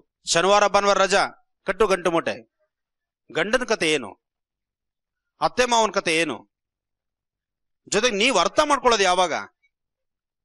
ನೀವು ಆ ಮನೆಯ ರಹಸ್ಯವನ್ನ, ಆ ಮನೆಯಲ್ಲಿರ್ತಕ್ಕಂಥ ಸುಖ ಸಂತೋಷವನ್ನ, ಅಲ್ಲಿರ್ತಕ್ಕಂತಹ ಕೆಲವು ಮೂಲ ತಾತ್ಪರ್ಯವನ್ನ, ಆ ಸಂಸಾರದ ಒಳಗಿರ್ತಕ್ಕಂಥ 4 ಗೋಡೆ ಮಧ್ಯದಲ್ಲಿ ಏನ್ ನಡೀತಿದೆ ನಡೆಯಲ್ಲ ಅನ್ನೋದನ್ನ ನೀವು ಅರ್ಥ ಮಾಡ್ಕೊಳಕ್ಕಾಗಲ್ಲ.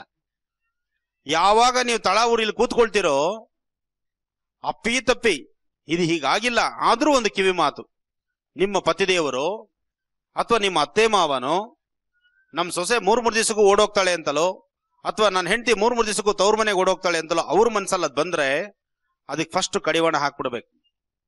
ನಿಮ್ಮನ್ ಬಿಟ್ಟು ಹೋಗೋಲ್ಲ ನಾನು ಬೆನ್ನಿಗೆ ಬಿದ್ದು ಬೇತಾಳ. ಯಾವಾಗ ಬೆನ್ನಿಗೆ ಬಿದ್ದು ಬೇತಾಳ ಅಂದ್ರೆ ಇಲ್ಲಿ ಹಾಕೋವ್ರ ಹೆಜ್ಜೆ ಯೋಚನೆ ಮಾಡ್ತಾರೆ.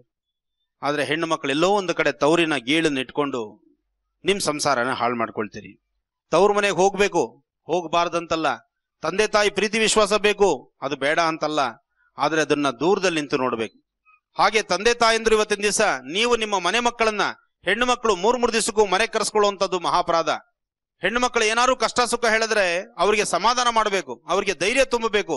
ಹೇಗೆ? ಅವ್ರನ್ನ ಅವ್ರ ಮನೆಯಲ್ಲೇ ಇಟ್ಕೊಂಡು ಅವ್ರಿಗೆ ನೀವು ಸಹಾಯ ಮಾಡ್ತೀರಿ ಅನ್ನೋದು ಯಾವುದೇ ಕಾರಣಕ್ಕೂ ಆ ಹೆಣ್ಮಗು ಗೊತ್ತಾಗಬಾರ್ದು. ಇದು ಚೆನ್ನಾಗಿ ತಿಳ್ಕೊಳ್ಳಿ. ಹೆಣ್ಣು ಮಗು, ಹೆಣ್ಣಿನ ಮನಸ್ಸು ಅಂತದ್ದು ಎಂತದ್ದು ಗೊತ್ತಾ? ಬಿದ್ದರೆ ಒಬ್ಬಳೆ ಬಾವಿ ತೋಡಿ ನೀರು ತೆಗಿತಾಳೆ. ಮನಸ್ಸನ್ನ ಹೆಣ್ಣು ಛಲದಿಂದ ಗಟ್ಟಿ ಮನಸ್ಸು ಮಾಡಿಬಿಟ್ರೆ ಒಣ ಭೂಮಿನಲ್ಲಿ ಜಲವನ್ನು ತೆಗಿತಕ್ಕಂಥ ಶಕ್ತಿ ಒಂದು ಹೆಣ್ಣಿನಲ್ಲಿದೆ. ಒಣ ಭೂಮಿನಲ್ಲಿ, ಮರುಭೂಮಿನಲ್ಲಿ ನೀರನ್ನು ತೆಗೆಯುವ ಶಕ್ತಿ ಒಂದು ಹೆಣ್ಣಿಗಿದೆ. ಅದೇ ಹೆಣ್ಣಿಗೆ ಆಶ್ರಯ ಸಿಗುತ್ತೆ ಅಂದ್ರೆ ಒಂದು ಹುಲ್ಲಿನ ಕಡ್ಡಿ ಸಾಕು ಸಂಸಾರ ಹಾಳು ಮಾಡ್ಕೊಳ್ಳಕ್ಕೆ. ಒಂದೇ ಒಂದು ಹುಲ್ಲಿನ ಕಡ್ಡಿ. ಆ ಹುಲ್ಲಿನ ಕಡ್ಡಿ ಹಿಂಗ್ ಆಶ್ರಯ ಸಿಕ್ಬಿಟ್ರೆ ಸಾಕು, ತವ್ರ ಮನೆ ಕಡೆ ಹೊರಟೋಗ್ತಾಳೆ. ಇದನ್ನ ಹೆಣ್ಣು ಮಕ್ಕಳು ತಪ್ಪು ತಿಳ್ಕೊಳ್ಬಾರ್ದು. ನನ್ನ ಕಾರ್ಯಕ್ರಮದ ಪ್ರಧಾನ ದೇವತೆಗಳೇ ನಮ್ಮ ಹೆಣ್ಮಕ್ಳು. ಆದ್ರೆ ಇವತ್ತು ಹೆಣ್ಮಕ್ಳ ಬಗ್ಗೆ ಯಾಕೆ ಕಾರವಾರ ಗುರುಗಳು ಮಾತಾಡ್ತಿದ್ದಾರೆ ಅದನ್ನ ಸ್ವಲ್ಪ ಅರ್ಥ ಮಾಡ್ಕೊಳ್ಳಿ. ಸಂಸಾರದ ರಹಸ್ಯ ಹೀಗಿರುತ್ತೆ, ಇದು ಎಲ್ಲರೂ ಅರ್ಥ ಮಾಡ್ಕೋಬೇಕು. ಹಾಗೆ ಎಲ್ಲವನ್ನು ತೊರೆದು ಬರ್ತಕ್ಕಂಥ ಹೆಣ್ಣು ತವ್ರ ಮನೆಯಿಂದ ಎಲ್ಲವನ್ನೂ ತೊರೆದು ಬಿಡ್ತಾಳೆ. ಅಣ್ಣ ತಮ್ಮಂದ್ರು, ಅಕ್ಕ ತಂಗಿಯರು, ತಾನು ಆಟ ಆಡಿರ್ತಕ್ಕಂಥದ್ದು, ತಾನು ಬೆಳೆದು ಬಂದಂತಹ ದಾರಿ ಎಲ್ಲವನ್ನೂ ತೊರೆದು ಗಂಡದ ಮನೆನೇ ಸರ್ವಸ್ವ ಅಂತ ತಿಳ್ಕೊಂಡು ಈ ಮನೆಗೆ ಬಂದು ಸೇರ್ಕೊಳ್ತಾಳೆ, ಅತ್ತೆ ಮನೆಗೆ. ಇಲ್ಲಿ ಆ ತಾಯಿನ ನೋಡ್ಬೇಕಾದಂತ ರೀತಿ ಸಾಧ್ಯವಾದಷ್ಟು ಕೆಲವು ಹೆಣ್ಣು ಮಕ್ಕಳು ಬಹಳ ಬೇಗ ಒಪ್ಕೊಳ್ತಾರೆ, ಕೆಲವರು ಸ್ವಲ್ಪ ಒಗ್ಗೋದು ಕಷ್ಟವಾಗತ್ತೆ, ಇನ್ನು ಕೆಲವರು ಸ್ವಲ್ಪ ಮಟ್ಟಿಗೆ ದೂರವಾಗಿ ನಿಂತಿರ್ತಾರೆ. ಏನೇ ಆದ್ರೂ ಆ ಹೆಣ್ಣನ್ನ ನಮ್ಮ ಮನೆಗೆ ಒಪ್ಪಿಸ್ಕೊಂಡು ನಮ್ಮ ಮನೆಗೆ ನಾವು ಅವಳನ್ನ ಸರಿದಿದ್ದುಕೋಬೇಕಾದ್ರೆ ಆ 1 ವರ್ಷದ ಕಾಲ, ಮದುವೆ ಆದಂತಹ 1 ವರ್ಷದ ಕಾಲ ಯಾವುದೇ ಕಾರಣಕ್ಕೂ 3 ದಿವಸಕ್ಕೂ ತವ್ರ ಮನೆ ಟೂರು ಅಲ್ಲಿ ಇಲ್ಲಿ ಇದು ಸಲ್ಲದು. ನೀವಿರೋ ಜಾಗದಲ್ಲಿ ನೆಮ್ಮದಿಯಾಗಿ ನಿಮ್ಮ ಪರಿವಾರದಲ್ಲಿದ್ರೆ ಖಂಡಿತ ತುಂಬಾ ಚೆನ್ನಾಗಿರ್ತೀರಿ, ಅನುಕೂಲ ಆಗತ್ತೆ. ಎಲ್ಲರ ಮನೆಯಲ್ಲೂ ಸುಖ ಸಂತೋಷ ನೆಮ್ಮದಿ ಬೇಕು. ಎಲ್ಲರ ಮನೆಯಲ್ಲೂ ಸಹಿತ ಯಾವುದೇ ಕಾರಣಕ್ಕೂ ಸಣ್ಣ ಅವಘಡನೂ ಆಗಬಾರ್ದು. ಸದಾಕಾಲ ನೀವು ಹೆಣ್ಮಕ್ಳು ನಗನಗ್ತಾ ಇದ್ರೆ ನಮ್ಮ ಭಾರತ ದೇಶ ನಿಜಕ್ಕೂ ಸಮೃದ್ಧಿಯಾಗಿರುತ್ತೆ. ಮತ್ತೆ ರಾಮರಾಜ್ಯ ಸೃಷ್ಟಿಯಾಗತ್ತೆ.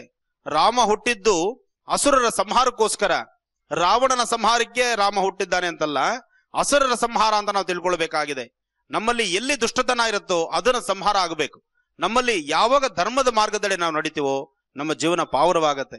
ಜೊತೆಗೆ ಹೆಣ್ಣು ಮಕ್ಕಳು ಸಾಧ್ಯವಾದಷ್ಟು, ಈಗಾಗಲೇ ಸಾಕಷ್ಟು ಬದಲಾವಣೆ ಆಗಿದ್ದೀರಿ, ಇನ್ನೂ ಸ್ವಲ್ಪ ಬದಲಾವಣೆ ಆಗ್ಲಿಕ್ಕೆ ಪ್ರಯತ್ನ ಮಾಡಿ. ಬೆಳಗ್ಗೆ ಎದ್ದ ತಕ್ಷಣ ಸಡನ್ ಆಗಿ ಅಡಿಗೆ ಮನೆಯೊಳಗೆ ಹೋಗ್ತೀರಿ ಅಡಿಗೆ ಕೆಲಸಕ್ಕೆ, ಸಾಧ್ಯವಾದ್ರೆ ಕೈಕಾಲು ತೊಳ್ಕೊಂಡು ಶುದ್ಧಿಯಾಗಿ, ಸಾಧ್ಯವಾದ್ರೆ ಸ್ನಾನ ಮಾಡಿಕೊಂಡು ಅಡಿಗೆ ಮನೆಯೊಳಗೆ ಹೋಗಿ ಯಜ್ಞೇಶ್ವರನ ಆ ಅಗ್ನಿ ಒಲೆ ಅಂಟಿಸ್ತಿರಲ್ಲ, ಇವಾಗ ಎಲ್ಲರಿಗೂ ಗ್ಯಾಸು ಸೌದೆ ಹೋಯ್ತು, ಅದನ್ನ ಕೈ ಮುಗಿದು ಭಗವಂತ ಯಜ್ಞೇಶ್ವರ, ನನ್ನ ಪರಿವಾರನ್ನ ಸಮೃದ್ಧಿಯಾಗಿಡು. ನಾನಿಲ್ಲಿ ತಯಾರು ಮಾಡ್ತಕ್ಕಂಥ ಈ ಪದಾರ್ಥವನ್ನ ಎಲ್ಲರ ನಾಲಿಗೆ ಮೇಲೂ ಸಹಿತ ರುಚಿಯನ್ನು ತೋರಿಸಿ, ಜೊತೆಗೆ ಅವರ ಆರೋಗ್ಯವನ್ನ ಸಮೃದ್ಧಿ ತರ ಕೊಡು. ಆರೋಗ್ಯ ಚೆನ್ನಾಗಿರ್ಬೇಕಾದ್ರೆ ಯಜ್ಞೇಶ್ವರ ಬೇಕು. ದೇಹ ಯಾವಾಗಲೂ ಉಷ್ಣದಲ್ಲಿದ್ದರೆ ಆರೋಗ್ಯ ಚೆನ್ನಾಗಿರುತ್ತೆ. ಅತಿಯಾದಂತ ಶೀತಕ್ಕೆ ಒಳಗಾದ್ರೆ 24 ಗಂಟೆ ಎಸಿಯಲ್ಲಿದ್ದರೆ ಸಮಸ್ಯೆ ಬರುತ್ತೆ. ಅದಕ್ಕೋಸ್ಕರ ಹೆಣ್ಣು ಮಕ್ಕಳು, ಹೆಣ್ಣು ಮನೆಯ ಕಣ್ಣು. ಜೊತೆಗೆ ನೀವೊಬ್ಬರು ಮನೆಯಲ್ಲಿ ನಗನಗ್ತಾ ಇದ್ರೆ, ನೀವು ನಗನಗ್ತಾ ಇದ್ರೆ ನಿಮ್ಮ ಕೈಯಲ್ಲಿರ್ತಕ್ಕಂಥ ಬಳೆಯೂ ನಗುತ್ತೆ. ನೀವು ಮೌನವನ್ನ ತಂದ್ರೆ ನಿಮ್ಮ ಇಡೀ ಮನೆ ಸುಸ್ತಾಗ್ಬಿಡುತ್ತೆ. ಅದಕ್ಕೋಸ್ಕರ ನೀವು ಎಲ್ಲಾ ಹೆಣ್ಣುಮಕ್ಕಳು ಸಹಿತ ನಗನಗ್ತಾ ಇರಿ. ಮನೆಯಲ್ಲಿ ಬೆಳಗ್ಗೆ ಎದ್ದು ನಿಮ್ಮ ಸಂಸ್ಕಾರದ ಫಲ ಅಲ್ಲೇ ಪ್ರಾರಂಭವಾಗುವಂಥದ್ದು. ಮನೆ ಸಾರಿಸಬೇಕು, ಮನೆ ಮುಂದೆ ಒಂದು ರಂಗೋಲಿ ಹಾಕಬೇಕು. ಪ್ರತಿಯೊಬ್ಬರ ಮನೆ ಮುಂದೆ ಒಂದು ತುಳಸಿ ಗಿಡ ಇಡಿ. ಒಂದು ತುಳಸಿ ಎಲೆ ಮೇಲೆ 1 ಡ್ರಾಪ್ ನೀರು ಹಾಕಿ ಆ ನೀರನ್ನ ತೀರ್ಥವಾಗಿ ತೆಗೆದುಕೊಳ್ಳಿ. ಏನಿದು ಬಾವಿಯಲ್ಲಿರೋದು ನೀರು, ಇಲ್ಲಿ ಇವ್ರು ಕೊಡ್ತಕ್ಕಂಥದ್ದು ನೀರು, ಅಲ್ಲಿ ಪುನಃ ಮನೆಯಲ್ಲಿ ಕೊಡದಲ್ಲಿದ್ದ ನೀರನ್ನ ಎಲೆ ಮೇಲೆ ಹಾಕಿದ್ರೆ ಏನ್ ಶಕ್ತಿ? ಖಂಡಿತ ಶಕ್ತಿ ಇದೆ. ಆ ತುಳಸಿ ತೀರ್ಥ, ಒಂದು ಧರಣೆ ತೀರ್ಥ ನಿಮ್ಮ ಜೀವನದ ಶೈಲಿನ ಬದಲಾಯಿಸುತ್ತೆ. ನಿಮ್ಮೊಳಗಿರ್ತಕ್ಕಂಥ ರೋಗ ರುಜಿನಗಳನ್ನು ಬದಲಾಯಿಸುತ್ತೆ, ಅದನ್ನು ದೂರ ಮಾಡುತ್ತೆ.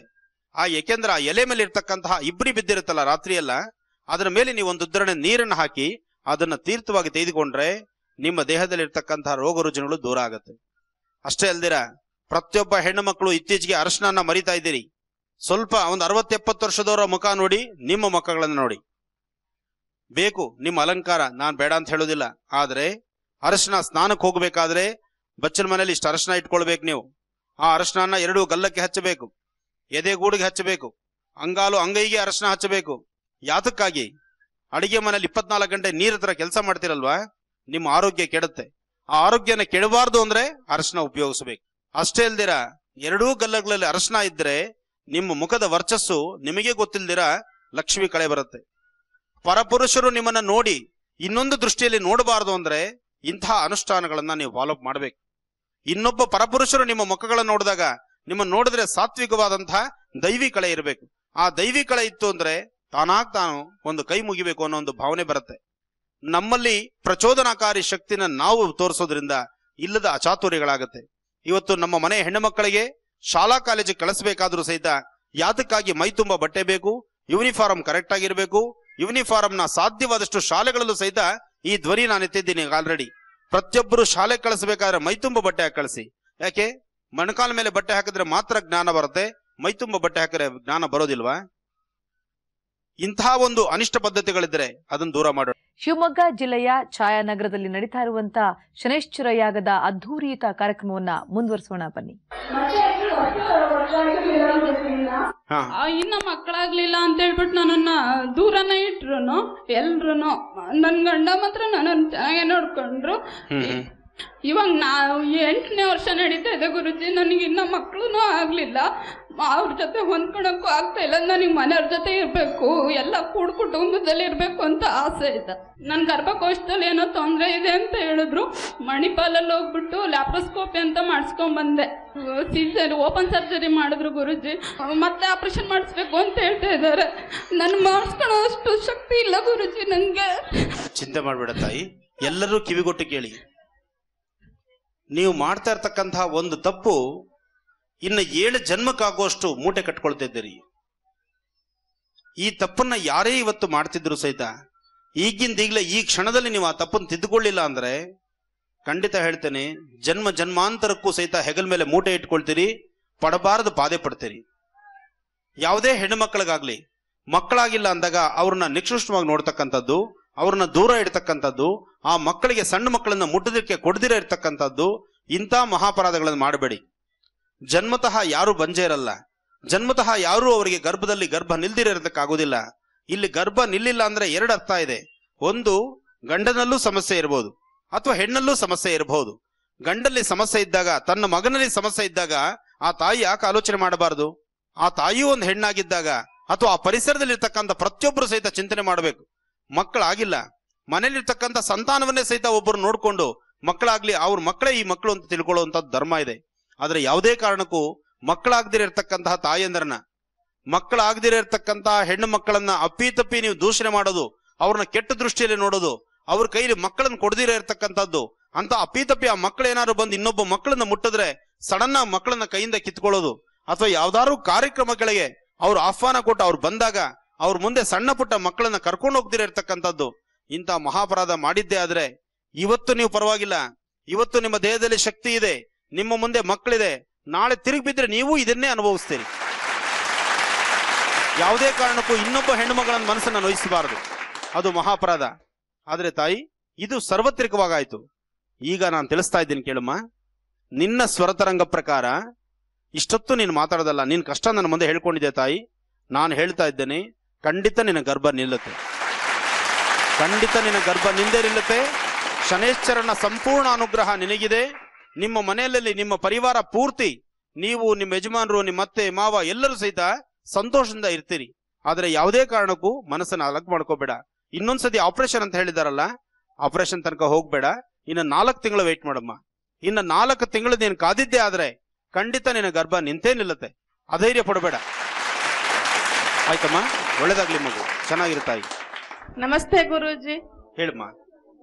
ಮದ್ವೆ 10 ವರ್ಷ ಆಯ್ತು ಗುರೂಜಿ, ಮಕ್ಕಳಾಗಿಲ್ಲ. ಮಕ್ಕಳಾಗಿಲ್ಲ. ಈ ಸಮಸ್ಯೆ ಹ್ಯಾಕ್ ಬರುತ್ತೆ ಅನ್ನೋದು ಒಂದು ವಿಚಾರ ತಿಳಿಸ್ತೀನಿ. ಹಿಂದೆ 4, 5, 6, 7, 8 ಮಕ್ಕಳು ಹೆತ್ತೋರಿದ್ದಾರೆ. ಇವತ್ತು ಒಂದು ಮಗುನ ಹೆರೋದು ಕಷ್ಟವಾಗ್ತಾ ಇದೆ. ಮಕ್ಕಳಾಗಿಲ್ಲ ಅನ್ನೋ ಕೂಗು ಸಾಕಷ್ಟು ಬರ್ತಾ ಇದೆ. ಆ ಮಕ್ಕಳಾಗಿಲ್ಲ ಅನ್ಲಿಕ್ಕೆ 2 ಅರ್ಥನೂ ಇದೆಮ್ಮ. ಒಂದು, ಇತ್ತೀಚಿನ ನಾವು ತಿಂತಕ್ಕಂಥ ಅನ್ನ ಆಹಾರಗಳು ಸಮಂಜಸವಾದಂತ ರೀತಿಯಲ್ಲಿ ಇಲ್ಲ. ಆದ್ರೆ ಒಂದು, ನಿನ್ನ ಸ್ವರತರಂಗ ಪ್ರಕಾರ ಖಂಡಿತ ನಿನ್ನ ಗರ್ಭ ನಿಲ್ಲುತ್ತೆ ತಾಯಿ, ಅಧೈರ್ಯ ಪಡಬೇಡಮ್ಮ. ಇಷ್ಟಕ್ಕೆ ಮುಂಚಿತವಾಗಿ ಯಾವಾಗ ಗರ್ಭ ನಿಂತಿತ್ತಮ್ಮ? ಹಾಸ್ಪಿಟ್ಲಿಗೆ ತೋರಿಸಿದ್ವಿ ಗುರುಜಿ, ಟ್ರೀಟ್ಮೆಂಟ್ ಎಲ್ಲ ತಗೊಂಡಿದ್ದೆ, ನಿಂತ್ಕೊಂಡಿಲ್ಲ. IVF ಎಲ್ಲ ಮಾಡ್ತಿದ್ವಿ. IVF ಮಾಡಿಸಿದ್ದೀರಿ? ಪ್ರತಿ ತಿಂಗಳು ಡೇಟ್ ಕರೆಕ್ಟ್ ಆಗಿ ಆಗ್ತಾ ಇದೀರಮ್ಮ? ಆಗ್ತಾ ಇದೀನಿ ಗುರುಜಿ. ಆಗ್ತಾ ಇದ್ದೀರಿ, ಚಿಂತೆ ಮಾಡಬೇಡ ತಾಯಿ, ಖಂಡಿತ ಆಗತ್ತೆ. ಸ್ವಲ್ಪ ವೆಯ್ಟ್ ಮಾಡಿ. ಇದಕ್ಕೆ ಸಂಬಂಧಪಟ್ಟಂಗೆ ಔಷಧಿ ಕ್ರಮಗಳನ್ನು ಸ್ವಲ್ಪ ತಗೋಬೇಕು ನೀನು. ಯಾಕೆಂದ್ರೆ ಬಹಳ ನಿಶಕ್ತಲಾಗಿದ್ಯಾ ನೀನು. ನಿನ್ನಲ್ಲಿ ತಿನ್ನೋ ಆಹಾರದಲ್ಲೂ ಶಕ್ತಿ ಇಲ್ಲ. ನಿಮ್ಮ ಪತಿದೇವರ ಜನ್ಮ ನಕ್ಷತ್ರ ಏನಮ್ಮ? ಗೊತ್ತಿಲ್ಲ. ಒಂದ್ ಕೆಲಸ ಮಾಡ್ತಾಯಿ, ನಿಮ್ಮ ಮನೆಯವರ ಫೋಟೋ, ನಿನ್ ಫೋಟೋ ಎರಡೂ ಸಹಿತ ನಮ್ಮ ವಾಹಿನಿ ಕಳಿಸ್ಕೊಡಮ್ಮ. ನನ್ನ ವಾಹಿನಿ ಕಳಿಸಿ, ಮನೆಗಲ್ಲ ವಾಹಿನಿ ಕಳಿಸಿ, ನಾನು ಅಲ್ಲಿ ನೋಡಿ ತಿಳಿಸ್ಕೊಡ್ತೇನೆ. ಒಳ್ಳೇದಾಗ್ಲಿ ತಾಯಿ. ಹಲೋ ಗುರುಜಿ. ಹೇಳಮ್ಮ. ನಮ್ಮ ಮಕ್ಳಿಗೆ ಸಮಸ್ಯೆ ಇದೆ ಗುರುಜಿ. ಏನ್ ಸಮಸ್ಯೆ ತಾಯಿ? ಹಿಮೋಫಿಲಿಯಾ ಅಂತ 2 ಗಂಡ್ ಮಕ್ಳಿಗೆ. ಅದಕ್ಕೆ ಏನಾರು ಪರಿಹಾರ ಮಾಡ್ಬೇಕು ಗುರುಜಿ. ಬಹಳ ಕಡೆ ತಿರುಗಡಿದೆ ಗುರುಜಿ. ಮಕ್ಕಳು ಈಗ ಎಲ್ಲಿದಾರಮ್ಮ? ಇಲ್ಲೊಂದಿದೆ ಗುರುಜಿ, ಹಿಂದೆಗಡೆ ಒಂದು ಇದೆ ಗುರುಜಿ. ಎಲ್ಲಾ ಕಡೆ ತಿರುಗಿದೆ ಗುರುಜಿ. ದಾವಣಗೆರೆ, ಬೆಂಗಳೂರು, ಮಣಿಪಾಲು. ಅದರಿಂದ ಸಮಸ್ಯೆ ಏನಾಗತ್ತಮ್ಮ? ಇದು ಮೈ ತುಂಬಾ ರಕ್ತ ಗಂಟಾಗೋದು ಆಗುತ್ತೆ ಗುರುಜಿ. 2 ಮಕ್ಕಳಿಗೂ ಹಾಗೆ ಇದೆಯಾ ಗುರುಜಿ? ನಿಮ್ದು ಸಂಸಾರ ಫ್ಯಾಮಿಲಿಯಲ್ಲಿ ಮದುವೆ ಆಗಿದ್ದೀರಾ? ಹೊಸ ಸಂಬಂಧ? ಬೇರೆ ಹೊಸ ಸಂಬಂಧ. ಸಂಬಂಧಿಕರ ಮದುವೆ ಆಗಿಲ್ವಾ ನೀವು? ಇಲ್ಲ ಗುರುಜಿ. ಮತ್ತೆ ಹಾಗಿದ್ರೆ ಈ ಸಮಸ್ಯೆ ಬರೋದಲ್ವಲ್ಲ? ಬೇರೆ ಕಡೆನೇ ಆಗಿರೋದು ಗುರುಜಿ. 2 ಮಕ್ಕಳಿಗೂ ಹಾಗೆ ಆಗತ್ತಾ? ಮೈಯೆಲ್ಲ ಗಂಟು ಆಗ್ತಾ ಇದೆಯಾ? ಗುರುಜಿ. ಇದಕ್ಕೆ ಔಷಧಿ ಏನ್ ಕೊಡ್ತಾ ಇದೆಯಮ್ಮ? ಇಂಜೆಕ್ಷನ್ ಗುರುಜಿ, ಮೆಡಿಸಿನ್ ಆಗ್ತಾ ಇದ್ದೀನಿ. ಖಂಡಿತ ನಾನು ತಿಳಿಸ್ತೇನೆ ತಾಯಿ. ಈ ಕಾರ್ಯಕ್ರಮ ಮುಗಿದ್ಮೇಲೆ ಆ 2 ಮಕ್ಕಳನ್ನು ಇಲ್ಲಿ ಕರ್ಕೊಂಡ್ ಬಾ, ನಾನ್ ಮಾತಾಡ್ತೇನೆ. ಹಲೋ ಗುರುಜಿ, ನನಗೆ ಮದ್ವೆ ಆಗಿ 13 ವರ್ಷ ಆಗಿದೆ. ಮಕ್ಕಳಿದೆ, 2 ಮಕ್ಕಳು, 1 ಹೆಣ್ಣು 1 ಗಂಡು. ಆದ್ರೆ ನನ್ ಗಂಡನಿಂದ ನನಗೆ ಅನ್ಯೂನ್ಯತೆನೇ ಇಲ್ಲ. ಅವರೇ ಬೇರೆ ಅಡ್ಗೆ ಮಾಡ್ಕೊಂತಾರೆ, ನನಗೆ ಬೇರೆ ಅಡ್ಗೆ ಮಾಡು ಅಂತ ಕೊಡ್ತಾರೆ. 2 ಸಂತಾನ ಇದೆ, ಆದ್ರೂ ಬೇರೆ ಆಗ್ಬೇಕು. ಇದನ್ನೇ ಅಮ್ಮ, ನಾನ್ ಸಂಸಾರದಲ್ಲಿ ಈ ಬಿರುಕು ಬರಬಾರ್ದು ಅಂತಾನೆ ನಾನು ಹೇಳೋದು. ಸಂಸಾರದಲ್ಲಿ ಒಮ್ಮೆ ಬಿರುಕು ಉಂಟಾದ್ರೆ, ಒಂದ್ಸತಿ ಸಂಸಾರ ಹೊಡೆದ್ರೆ ಪುನಃ ಸಂಸಾರ ಒಟ್ಟು ಮಾಡೋದು ಬಹಳ ಕಷ್ಟ ಇದೆ. ಆದ್ರೆ ಈಗೂ ಕಾಲ ಮಿಂಚಿಲ್ಲ ತಾಯಿ. ನೀವು ನಿಮ್ಮ ಮನೆಯವರು ಒಂದು ದಿವಸ ನೆಮ್ಮದಿಯಾಗಿ ಕೂತ್ಕೊಂಡು ಏನ್ ಸಮಸ್ಯೆ ಅಂತ ನಿಮಗ್ ನೀವೇ ಕೂತು ಬಗೆಹರಿಸ್ಕೊಳಕ್ಕೆ ನೋಡಿ, ಅಲ್ಲಿ ಕ್ಲಿಯರ್ ಆಗತ್ತೆ. ಇದಕ್ಕೆ ಬೇರೊಬ್ಬರು ಬೇಡ.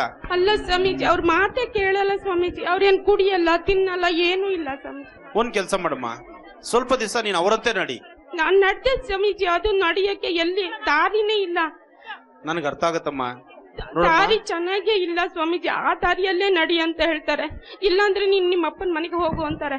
ನಮ್ಮ ಅಪ್ಪನ ಮನೆಯಲ್ಲಿ ಗಂಡ್ಮಕ್ಳು ಯಾರು ಇಲ್ಲ. ನಾವು 3 ಜನನು ಹೆಣ್ಮಕ್ಳು. ನಮ್ಮ ಅಪ್ಪ ಅಮ್ಮನ್ ನೋಡ್ಕೊಳೋರು ಯಾರು ಇಲ್ಲ ಸ್ವಾಮೀಜಿ. ಇಲ್ಲಿಗಾರು ಬರ್ರಿ, ಇಲ್ಲಾರು ಇರೋಣ ಅಂತ ಹೇಳಿದ್ರು ಅದು ಕೇಳಲ್ಲ ಸ್ವಾಮೀಜಿ. ನೋಡು, ಫಸ್ಟ್ ಪ್ರೀತಿ ವಿಶ್ವಾಸದಿಂದ ನಿನ್ನವ್ರನ್ನ ನೀನ್ ಗೆಲ್ಬೇಕು. ಏನು ಮಾಡ್ಲಿಕ್ಕಾಗಲ್ಲಮ್ಮ. ಕೆಲವು ಕಡೆ ಪರಿಸ್ಥಿತಿ ಹೇಗಾಗತ್ತೆ ಅಂದ್ರೆ, ನೀನ್ ಎಷ್ಟೇ ತಾಳ್ಮೆಯಿಂದ ಇದ್ರು ಆ ತಾಳ್ಮೆ ಮಿತಿಮೀರಿ ಕೆಲಸ ಆಗ್ತಾ ಇರತ್ತೆ. ಆದ್ರೆ ಇಲ್ಲೂ ನಿನ್ ತಾಳ್ಮೆ ಬೇಕೇ ಬೇಕು. ಅದಕ್ಕೋಸ್ಕರ ತಾಯಿ, ನಮ್ಮ ಭಾರತ ದೇಶದಲ್ಲಿ ಹೆಣ್ಣು ಮಕ್ಕಳಿಗೆ ನದಿಗಳಿಗೆ, ಪರ್ವತ ನದಿಗಳಲ್ಲಿ ಮತ್ತು ಈ ಒಂದು ಸಸ್ಯಕಾಶಿಗೆ ಹೆಸರು ನೀಡ್ತಾರೆ. ಕಾರಣ ನಿಮ್ಮಲ್ಲಿ ತಾಳ್ಮೆಯಿಂದ ಆ ಸಂಸಾರವನ್ನ ಸರಿತೂಗ್ತೀರಿ ಅಂತ. ಯಾವತ್ತು? ಯಾಕೆಂದ್ರೆ ಮಕ್ಕಳು ಸಣ್ಣದು, ನಾಳೆ ಸಂಸಾರ ನೀನು ಮನೆಯಲ್ಲೂ ತವ್ರ ಮನೆಯಲ್ಲೂ ನಿಂಗೆ ಆಸರೆ ಇಲ್ಲ. ಇಂತಹ ಒಂದು ಅಚಾತುರ್ಯ ಆಗದ್ ಬೇಡ. ಅದಕ್ಕೋಸ್ಕರ ನಿಮ್ಮ ಮನೆಯವ್ರನ್ನ ಸಾಧ್ಯವಾದಷ್ಟು ನೀನು ನಗನಗ್ತಾ ಮಾತಾಡಿಸಿ ಹೇಗನ್ನ ಮಾಡಿ ನಿನ್ ದಾರಿಗೆ ತರಲಿಕ್ಕೆ ಪ್ರಯತ್ನ ಮಾಡ್ಬೇಕು, ಅಥವಾ ನೀನ್ ಅವ್ರ ದಾರಿಗಾರು ಹೋಗ್ಬೇಕು. ಏನ್ ಪರಿಹಾರ ಸ್ವಾಮೀಜಿ ಅದಕ್ಕೆ ಪರಿಹಾರ ತಾಯಿ, ಅವರ ಜನ್ಮ ನಕ್ಷತ್ರ ನಿನ್ ಜನ್ಮ ನಕ್ಷತ್ರ, ಅಥವಾ ಅವರು ಇದ್ರೆ ಇಬ್ಬರನ್ನು ನೋಡಿ ಏನ್ ಸಮಸ್ಯೆ ಅಂತ ನಾನು ತಿಳಿಸಬಹುದು. ಅವ್ರು ಬರಲ್ಲ ಸ್ವಾಮೀಜಿ. ನೀನ್ ಯಾವ ಸ್ವಾಮೀಜಿ ಹತ್ರ ಕರ್ಕೋದ್ರು ನಾನ್ ಬರಲ್ಲ. ಬೇಡ ತಾಯಿ, ಅವ್ರು ವೀರೇಂದ್ರ ಹೆಗ್ಡೆಯವ್ರ ಹತ್ರನೇ ಕರ್ಕೊಂಡು ಹೋಗಿದ್ದೆ, ಬಂದಿಲ್ಲ ಸ್ವಾಮೀಜಿ ಅವರು. ನಾನು ಅನ್ನೋದು ಹಮ್ಮೆ ಜಾಸ್ತಿ. ನಾನು ಯಾರ ದುಡ್ಮೇಲೂ ಇಲ್ಲ. ನನ್ನ ಪ್ರಕಾರ ನಾನು ಇರ್ತೀನಿ. ಅಂತ ಪರಿಸ್ಥಿತಿಯಲ್ಲಿ ಒಂದ್ ಕೆಲಸ ಮಾಡಮ್ಮ, ಎಲ್ಲರನ್ನೂ ಸಹಿತ ಎಲ್ಲರ ಮನಸ್ಸನ್ನು ಅರ್ಥ ಮಾಡ್ಕೊಂಡು ಅದಕ್ಕೆ ಬೇಕಾದ ಪರಿಹಾರವನ್ನು ಕೊಡುವಂತವನು ಶನೇಶ್ಚರ. ಯಾಕೆಂದ್ರೆ ಪ್ರತಿಯೊಬ್ಬರ ಜಾತಕದಲ್ಲೂ ಏರುಪೇರುಗಳಿದ್ರೆ ಅದನ್ನು ಸರಿಪಡಿಸೋದು ಆತ ಒಬ್ಬನೇ. ಅದನ್ನು ನಾವು ಸರಿಪಡಿಸ್ಕೋಬೇಕು. ಶನೇಶ್ಚರನ್ನ ಸರಿಪಡಿಸ್ಕೊಂಡು ಅಂದ್ರೆ ಭಗವಂತನ ಪ್ರಾರ್ಥನೆ ಮಾಡಿ ಪ್ರತಿ ಶನಿವಾರ ತಪ್ಪದಿರ ನೀವು ಮಾಡಬೇಕಾಗಿರ್ತಕ್ಕಂಥದ್ದು, ಪ್ರತಿ ಶನಿವಾರ ಶನೇಶ್ಚರ ದೇವಸ್ಥಾನಕ್ಕೆ 9 ಎಳೆಬತ್ತಿ ತಂದು ಸ್ವಾಮಿಯ ಮುಂಭಾಗದಲ್ಲಿ ಹಚ್ಚು. 1. 2ನೇದು, ರಾತ್ರಿ ಮಲ್ಕೊಳ್ಳುವಾಗ 1 ಚಿಟಿಕೆ ಉದ್ದಿನ ಬೇಳೆಯನ್ನ ದೃಷ್ಟಿ ತೆಗೆದು ಆಚೆಗೆ ಹಾಕು. ಮತ್ತೆ 3ನೇದು, ನೀಲಿ ಪುಷ್ಪಗಳನ್ನ ಸಾಧ್ಯವಾದಷ್ಟು 4 ಮಂಗಳವಾರ ಹರಿಯೋ ನೀರಲ್ಲಿ ಬಿಡು. ನೀಲಿ ಪುಷ್ಪಗಳನ್ನ ಹರಿಯೋ ನೀರಲ್ಲಿ ಬಿಟ್ಟರು ಸಹಿತ ನಿನ್ ಸಮಸ್ಯೆ ದೂರ ಆಗುತ್ತೆ. ಗುರುಜಿ, ಆ ಮಗುಗೆ ಒಂದು ತಿಂಗಳಲ್ಲೇ ಒಂದು ಆಪರೇಷನ್ ಆಗಿದೆ ಗುರುಜಿ. ಹಾರ್ಟ್ ಆಪರೇಷನ್ ಆಗ್ಬೇಕು ಅಂತ ಎಡಗಡೆ ಬೆನ್ನಲ್ಲಿ ಆಪರೇಷನ್ ಮಾಡಿದ್ದಾರೆ. ಆ ಮಗು ಈಗ ಮಾತಾಡೋದಿಲ್ಲ, ನಡೆದು ಓಡಾಡೋದಿಲ್ಲ, ಕೂರೋದಿಲ್ಲ, ಎಲ್ಲ ಮಕ್ಕಳ ಜಾಗದಲ್ಲೇ ಗುರುಜಿ. ನಮಗೆ ತುಂಬಾ ಮಗುನ ಖರ್ಚು ಮಾಡಿದೀವಿ ಅಂದ್ರೆ ಮಗುನ್ ತೂಕದಷ್ಟು ದುಡ್ಡು ಖರ್ಚು ಮಾಡಿದ್ದಾರೆ ಈಗ ನಮ್ ದೊಡ್ಡಪ್ಪರು. ಸಾಕಾಗಿದ್ದಾರೆ ಅಂದ್ರೆ ಆ ಮಗು ಈಗ ಓಡಾಡ್ಬೇಕು, ನಮಗೆ ಮಾತಾಡ್ಬೇಕು ಗುರುಜಿ. ಅದೊಂದ್ ಬಿಟ್ರೆ ನಮಗೆ ಏನು ಇಲ್ಲ. ಈ ತರ ಆಗಿದೆ ಅಂತ ಹೇಳಿ ಗಂಡನು ಸಹಿತ ಬಿಟ್ಟು ಹೋಗಿದ್ದಾನೆ ಗುರುಜಿ. ಆ ಗಂಡನು ಸಹಿತ ನೋಡ್ಕೊಂತ ಇಲ್ಲ ಇವಳನ್ನೀಗ. ತಂದೆ ತಾಯಿ ಮನೆಯಲ್ಲಿದ್ದಾಳೆ. ಆ ಮಗುನ್ ನೋಡ್ಕೊಳ್ಳೋದು ತುಂಬಾನೇ ಇದಾಗ್ಬಿಟ್ಟಿದೆ ನಮಗೆ. ನಾವು ಏನಾದ್ರೂ ಮಾಡಿ ಆ ಮಗು ನಮಗೆ ಓಡಾಡಂಗೆ ಮಾತಾಡಂಗೆ ಆದ್ರೆ ಸಾಕು ಗುರುಜಿ. ನಾವು ಅದನ್ನ ಈಗ ಮಗು ವಯಸ್ಸೆಷ್ಟಮ್ಮ? 4 ವರ್ಷ 3.5 ವರ್ಷ ಗುರುಜಿ. 3.5 ವರ್ಷ. 1 ತಿಂಗಳಲ್ಲಿ 3 ಸರಿ ಅಡ್ಮಿಟ್ ಮಾಡ್ಲೇಬೇಕು ಗುರುಜಿ. ಆರೋಗ್ಯ ತುಂಬಾ ಹದಗೆಟ್ ಬಿಡುತ್ತೆ. ಈ ಧೂಳು ಇದು ಆಗೋದಿಲ್ಲ. ನಿಮ್ ದಯದಿಂದ ಮಗುಗೆ ಕಫ ಜಾಸ್ತಿ ಆಗುತ್ತೆ. ಕಫ ಆಗ್ಬಿಡುತ್ತೆ ಗುರುಜಿ. ಕೆಮ್ಮು ಕಫ ಕಂಟ್ರೋಲ್ ಬರೋದೇ ಇಲ್ಲ ಗುರುಜಿ. ಮಗು ಹುಟ್ಟಿದ 1 ವರ್ಷ ಚೆನ್ನಾಗಿತ್ತಮ್ಮ? 1 ತಿಂಗಳು ಗುರುಜಿ. 1 ತಿಂಗಳು ಮಾತ್ರ. ಇದು ಹೊಸ ಸಂಬಂಧನಾ? ಹಾ ಸರ್, ಹ್ಞೂ ಗುರುಜಿ, ಹೊಸ ಸಂಬಂಧ. ಈ ನಾಗದಾಳಿ ಸೊಪ್ಪು ಇರುತ್ತೆ ಗೊತ್ತಾ? ನಾಗದಾಳಿ ಸೊಪ್ಪು ಇರುತ್ತಲ್ಲಮ್ಮ, ಕಫ ಆಗದಿರಲಿಕ್ಕೋಸ್ಕರ ನಾಗದಾಳಿ, ವಿಳೆದೆಲೆ, ಪಚ್ಕರ್ಪುರ ಈ 3 ಸಹಿತ ಮಿಶ್ರಣ ಮಾಡ್ಕೊ. ಮಾಡ್ಬಿಟ್ಟು ಅದನ್ನ ಎದೆಗೂಡಿಗೆ ಮತ್ತು ಪಕ್ಕೆಗಳಿಗೆ ಹಚ್ಚು. ಅವರು ಆಲ್ರೆಡಿ ಹಿಂದೆ ಬೆನ್ನಲ್ಲಿ ಆಪರೇಷನ್ ಮಾಡಿರೋದ್ರಿಂದ ಹಿಂದೆ ನರ ಪೂರ್ತಿ ವೀಕ್ ಆಗಿರುತ್ತೆ. ಇದಕ್ಕೆ ನಾನು ಹೇಳಿರೋ ಪ್ರಕಾರ ಇಷ್ಟು ಮಾಡು. ನಾನು ಪುನಃ ನೀನು ಇನ್ನೂ ಮಾತಾಡ್ತೇನೆ. ಆ ಮಗುದೊಂದು ಕಣ್ಣಿನ ರೇಖೆ ಫೋಟೋ ಒಂದು ಕಳ್ಸ್ಕೊಡಮ್ಮ.